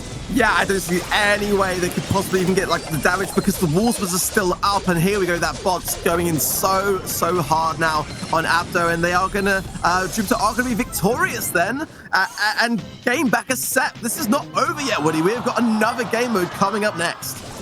Congratulations, Jupiter, and hats off to Hagego, the star player of their team. That's going to finally put that point up on the board that they've been working so hard to get for this whole series, and it gives them hope. Look, all you need is a new hope, and you can blow up a Death Star arc. If you can do that, then I'm sure APDO, isn't going to be any stronger than the Empire. Jupiter are back in orbit, swinging hard in set number 4. I'm just tickled pink to see them moving on like this. Yeah, it's fantastic to see, and it's going to take up a lot of pressure now off Jupiter, but they do have to continue to keep their eye on the prize here if they're going to be able to come back and gain another set to draw up things here. There we go there with the damage dealt by Jupiter, quite a considerable amount. Really quite a good kill death ratio there as well. 51 kills, 30 deaths. A pretty strong performance then, but they've got to continue this momentum, Woody. If they don't, they're going to be losing and going out. But nevertheless, they'll gain a considerable amount of points and money for doing so, but they want to get that win. Yes, of course. And I gotta say, a nearly 5-to-3 kill death ratio is maybe one of the best that we've seen from any set in this monthly finals so far. So congratulations to Jupiter. It seemed like that set was going to be a bit dicey, but APDO playing a very aggressive, just right up in your face, send the tanks on in and hope for the best strategy didn't seem to play out for them in that last set. Let's see how things shake up in set number 4. Yep, going into Stone Fort, quite a similar kind of map layout, to be fair to the previous Siege map that we just played. And as such, we are kind of seeing a similar kind of broader com of Gene and Frank making another appearance, and Rosa again, as we've seen already today, can be very, very strong in these situations. And APDO putting now pressure on that mid, and they want to get Hagego taken down. Modding can smell it, Woody.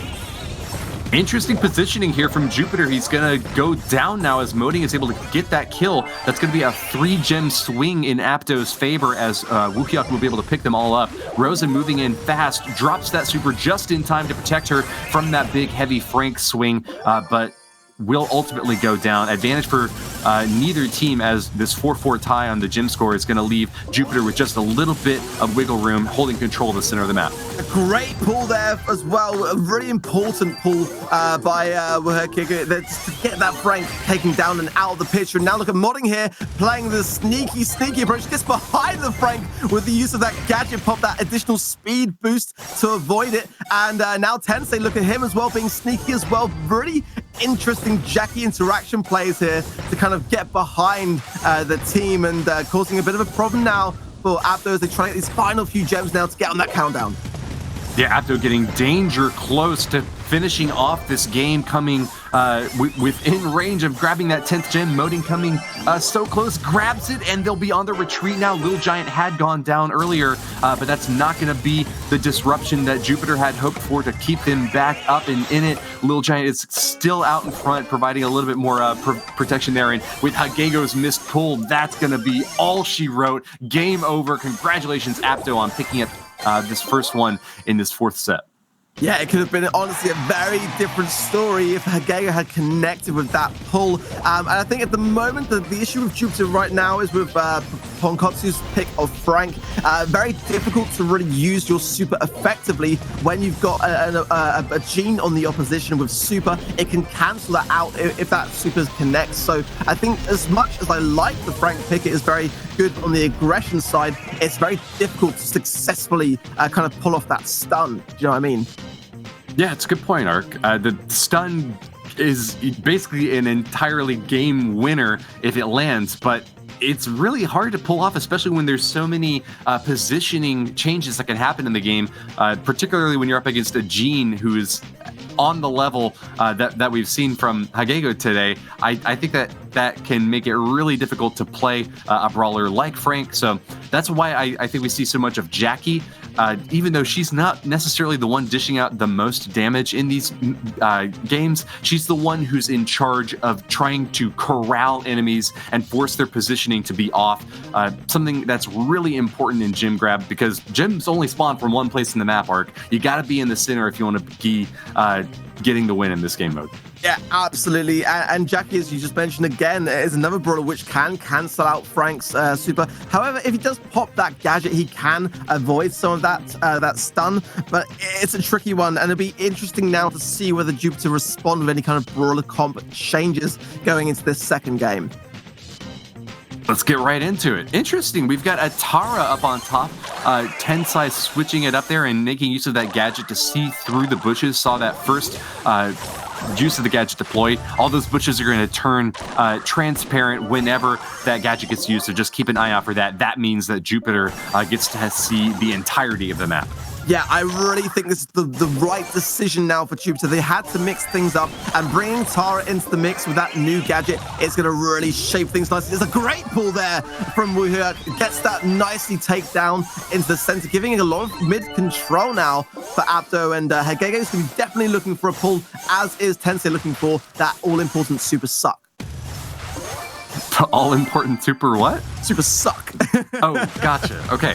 Well, nice positioning there from Moding on defense, hiding right behind that wall, able to take down the Rosa, who is doing a few cheeky sneak peeks out into the center of the arena there. Wuhyuk, the gem carrier, though, for APDO, is still getting his job done perfectly. Avoids the super there from Tara, and that should be enough to give APDO the clear lead. They've got an 8-2 advantage right now and just need to grab a couple more gems, but are running into a bit of a trouble here, kind of getting surrounded by Jupiter on all sides. Yeah, a really nice kind of like rounding up there from Jupiter. It's just kind of like herding sheep almost, herding APDO back all the way back. Cats even. Yeah, all the way back. They're uncooperative, to be sure.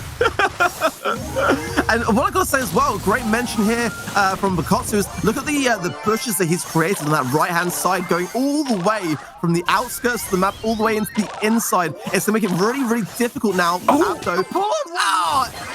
And the Oh my goodness, Ark! Exactly what APDO needed to get the win right there. Gets pulled into the thick of it, but slides right out and says, you know what? Turnabout's fair play. Get over here. That is like the biggest like Uno reverse card gadget, isn't it? Like the first, the pull almost is kind of at a disadvantage now when it comes to Gene, because you can just simply pop your gadget, force back the opponent, and then just suck them back in. Incredible turnaround for APDO then.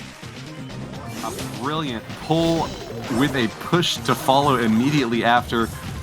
Gene has got to be one of the highest skill cap brawlers in the game right now, especially when positioning is so important on a map like this gem grab setup. Well done to APDO there. 2-0 lead in this set. It seemed like Jupiter had finally found their footing, but gem grab just does not seem to be their map, Ark. No, it doesn't seem to be at all. And looking back at the replay, just to point out as well, the tight angle there that he had in order to the narrowest of narrow windows there to make that pull and not actually pull the Rosa instead.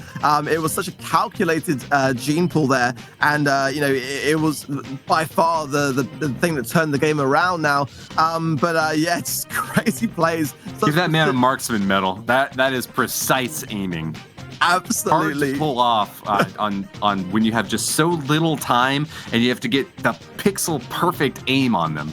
Yeah, or you're gonna have a really annoyed teammate in your ear giving you a load of shouting to say, "What are you doing, man? Why'd you pull that baller?" So yeah, it's difficult under the pressure of these circumstances sometimes, for sure.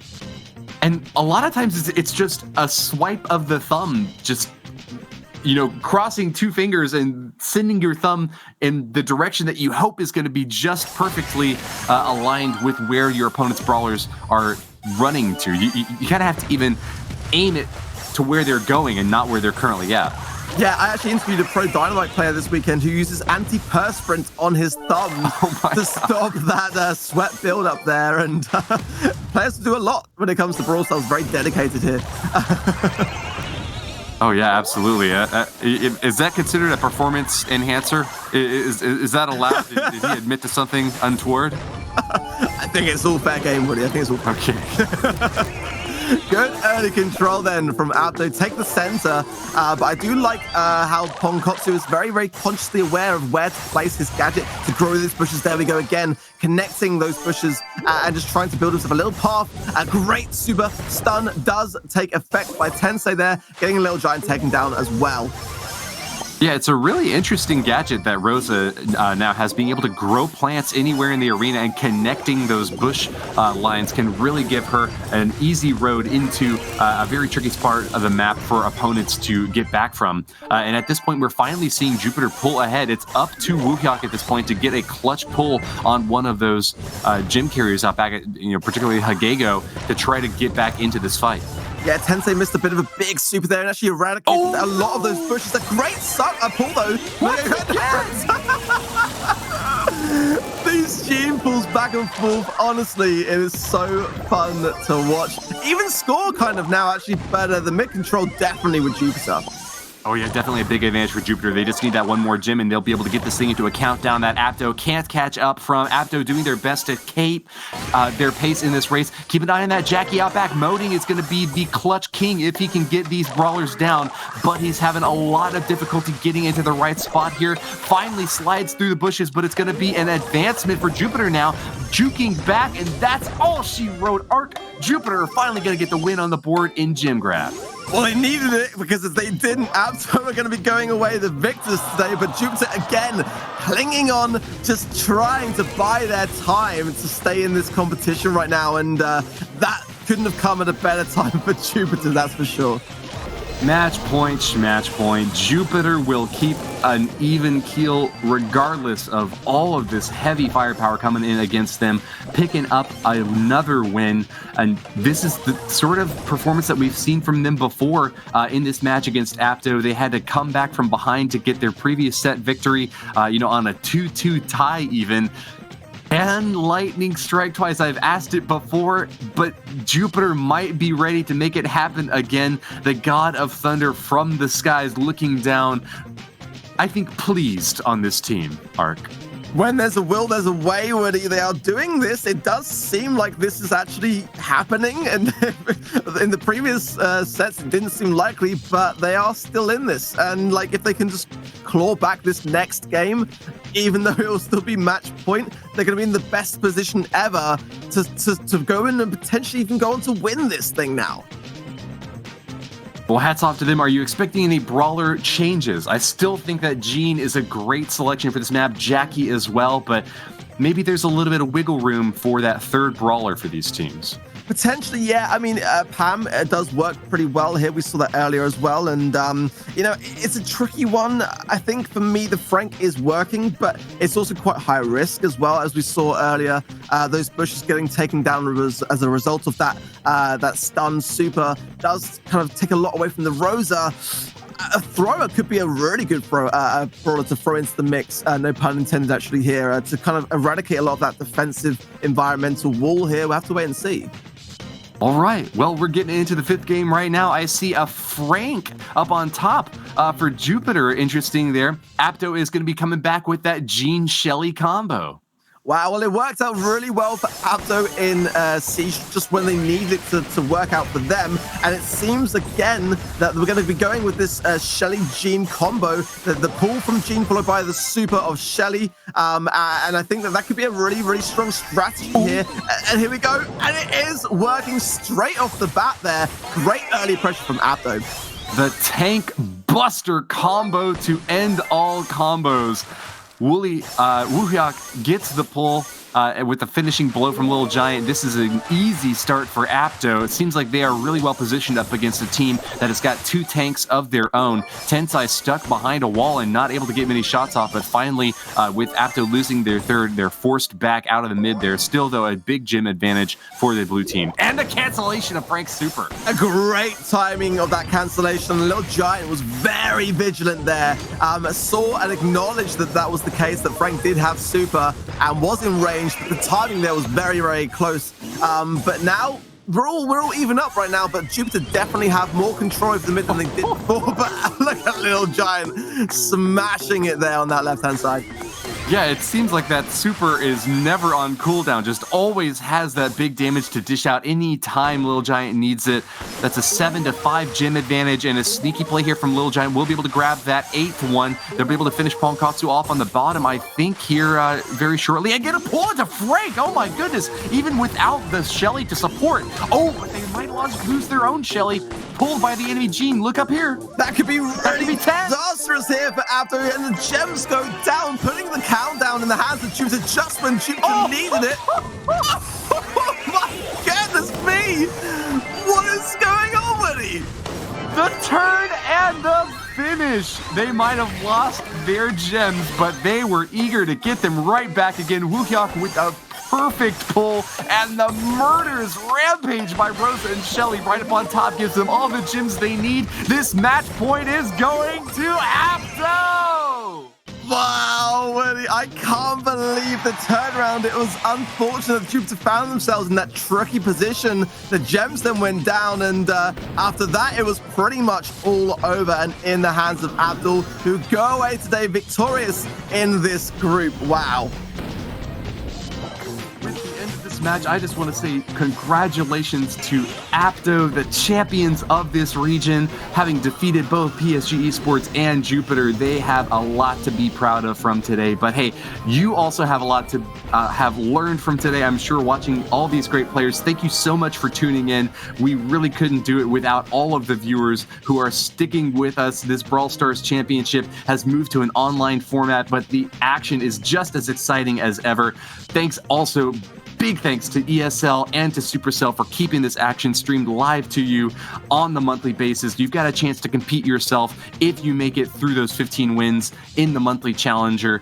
It's been a great pleasure casting alongside you, Ark, as well as Tridd just before, and having Falcone host. So just want to get all the thanks out of the way before I toss it back to you, man. Oh, I couldn't have said it better myself, Woody. Honestly, you've absolutely nailed it there, and it's really, really commendable of Supercell and ESL under these unprecedented times.